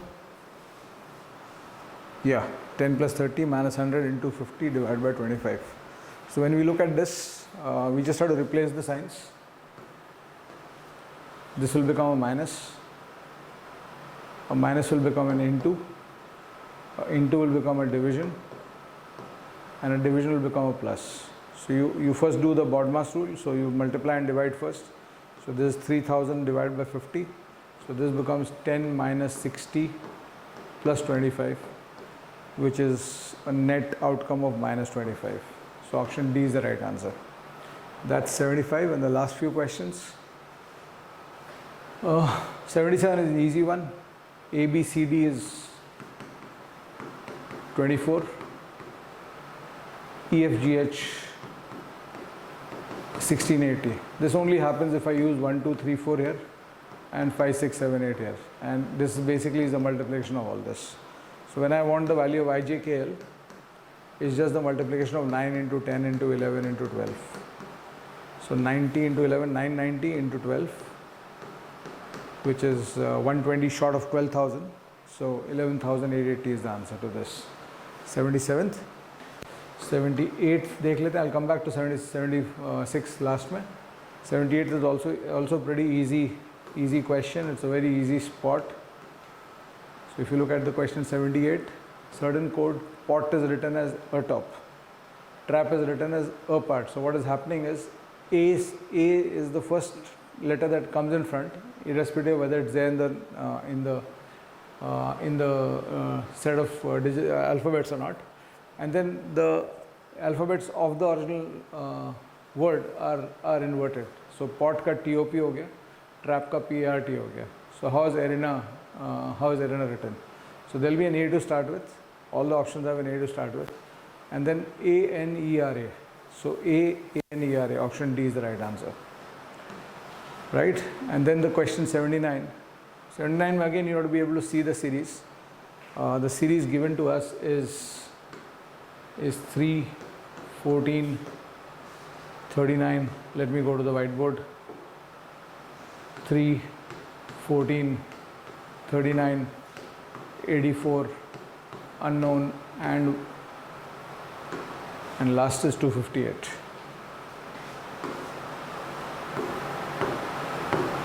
There's a series given to us here, ending with 258.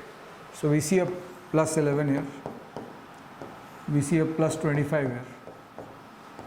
We see plus 45 here. This is the addition of 14.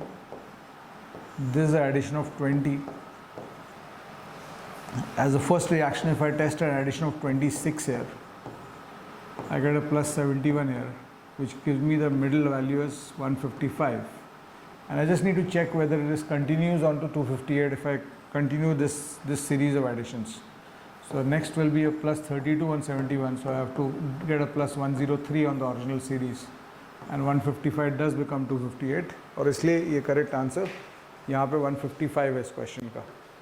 सो इस question का correct answer option B 155 है. And the last question, the 80th one, some code PQRST represent 4, 5, 10, 12, 15. It is not known which letter represents which number. So क्या बोला हुआ है यहाँ पे कि 5 नंबर्स हैं PQRST और ये 5 नंबर्स हैं 4, 5, 10, 12, 15. पता नहीं कौन सा number, they are randomized. Which number is what we don't know. It is not known which letter represents which number. Q minus S is 2S. आगे इंफॉर्मेशन दिया हुआ है.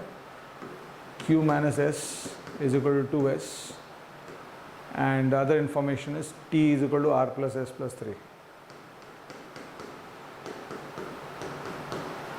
And they have asked us the value of P plus R minus T. इसका value पूछा गया है. So that's the question. So when I look at this this question, the first thing I realize is that from this trigger of this equation I get Q is equal to 3S. Q is equal to 3S. That means S का जो भी value होगा Q का value इसका triple आएगा. So in the given conditions this is only possible with 4 and 12 or 5 and 15. It is only possible with 4 and 12 and 5 and 15 for QS. तो अब बच जाता है, मैं नया शीट खोल लेता हूँ.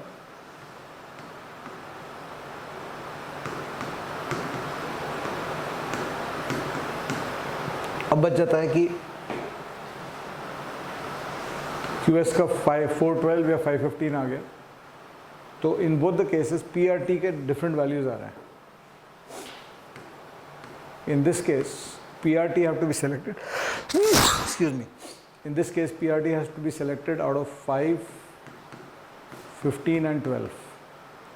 In this case, PRT have to be selected out of 4, 12 and 10. 5, 15 and 10, sorry. Yeah. 5, 15, 10 से PRT को select करना है मेरे को. 4, 12 यूज़ किया तो 5, 10, 15 से select करना है. 5, 15 यूज़ किया तो 4, 10, 12 से यूज़ करना है, सेलेक्ट करना है मेरे को. और फिर हम लोग सेकंड कंडीशन लगाएंगे T is equal to R plus S plus 3. तो T is equal to R plus S plus 3 जब ये कंडीशन लगाते हैं इस पर, T is equal to R plus S plus 3, तो in this case first condition में S is 4, so T is equal to R plus 7. तो T is equal to R plus 7 और R और T को मेरे को 5 और 15, 5, 15, 10 में से ही सेलेक्ट करना है. तो मेरे पास कोई वैल्यू नहीं आ रहा है जहाँ पे T और R का दोनों का वैल्यू इस इक्वेशन को ओबे करेगा, which is why we can reject this case. और सेकंड केस में जब जाते हैं T is equal to R plus S plus 3, S का value in the second case is 5, so T is equal to R plus 8. ये relationship आता है.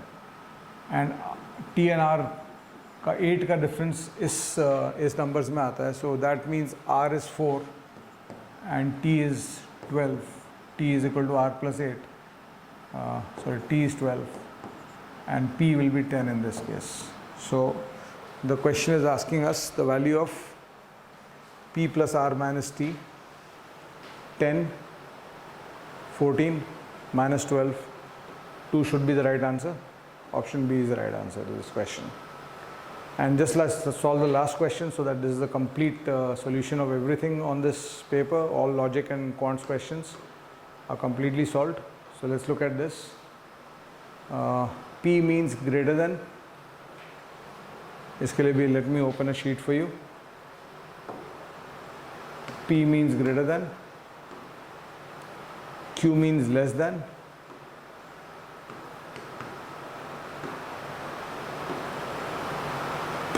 R means not greater than. R means not greater than. Not greater than means R का meaning है less than equal to. When something is not greater than something, it means less than equal to. And S means not less than. तो S का जो meaning है वो greater than equal to है. This is what not less than means. And T means equal. तो the first condition says if 2x S 3y, 2x greater than equal to 3y, and 3x t4z, 3x t is equals 4z. Then they are asking us to compare the condition between 9y and 8z. So 9y and 8z. So 8z will be equal to 6x and 9y will be less than equal to 3 times a, तो ये 6x is less than equal to it. So if I replace the 8z here, I have a relationship which says 8z is greater than equal to 9y, and greater than equal to is the S relationship. तो यहाँ पे P relationship दिया हुआ है, 9y P 8z. P means greater than. We are getting a relationship of greater than equal to, which is why this statement is not correct. One is not correct. What about xq2y? Let me just recheck that. I don't want to give you a wrong answer, so I just want to recheck. P is greater than, Q means less than, R means not greater than. So R का relationship not greater than means less than, equal to. I'm getting tired now. Not greater than, less than, equal to, fine है. When you say something is not greater than, it means less than, equal to. S is greater than, S is not less than, कोई किसी से कम नहीं है, मतलब equal हो सकता है या बड़ा हो सकता है. So S is greater than equal to, and T is this thing. So first relationship 2x S 3y, 2x S 3y, 2x is greater than 3y, greater than equal to, which means 6x is greater than equal to 9y, that's okay. And the second relationship 3x T 4z, 3x is equal to 4z, fine. T is equal to relationship, so 6x is equal to 8z. I can replace the 6x with this. This relationship is asking me to compare 9y and 8z. So 9y and 8z को compare करना है मेरे को. So 8z is equal to 6x. इसको इधर डाल दूँगा तो this is the relationship. It's fine. And this relationship is 8z S 9y. The question tells me 8z P 9y. 8z is greater than 9y, but we are getting 8z is greater than equal to 9y. So this is not a relationship that fits in. So one is not true. Second देखते हैं xq2y. xq2y second option देखते हैं. xq2y, x less than 2y. ठीक है. yrz, y less than equal to z. Relationship being checked for is x and z. xrz, x less than equal to z. This is the relationship. xrz, x less than equal to z. This is the relationship being tested, right? X and z. So x is less than 2y.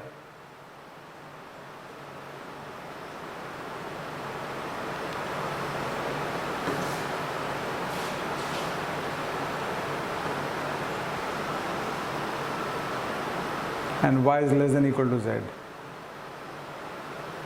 तो x z का I don't think relationship आ रहा है इसमें, because if I take 2y as 10 for example, and x is 4 is less than 10 and 10 is less than equal to, 5 is less than equal to 6, so x is less than z. But what if I take 7 here, x7, and ऐसे cases में value लेके test करना best होता है. Just make sure that you have got the relationships correct. वो P Q R S का meaning correct है in terms of less than or greater than equal to or less than equal to. As far as you get that, you can test that. If I put x7 here, still possible here, but 5 and 6 is still possible here. y5 होगा, z6 है. So in this case, x is more than z. So I cannot have this relationship. So the correct answer to this question, according to me, is neither 1 or 2. I hope I got that right. As I said, I'm getting tired here. And this is the last question of the set, so that's about it. So I hope you guys enjoyed this. It was a long session, I know, but I had to do all the questions at one shot, so I did take that effort. Do tell me which other exams you want me to cover, and even if you are watching this for other exams, I think there's a lot of value in the explanations that I've talked about here. It is part of our endeavor to give you some assisted problem solving on maths and logic on this channel. Thank you so much. Bye-bye.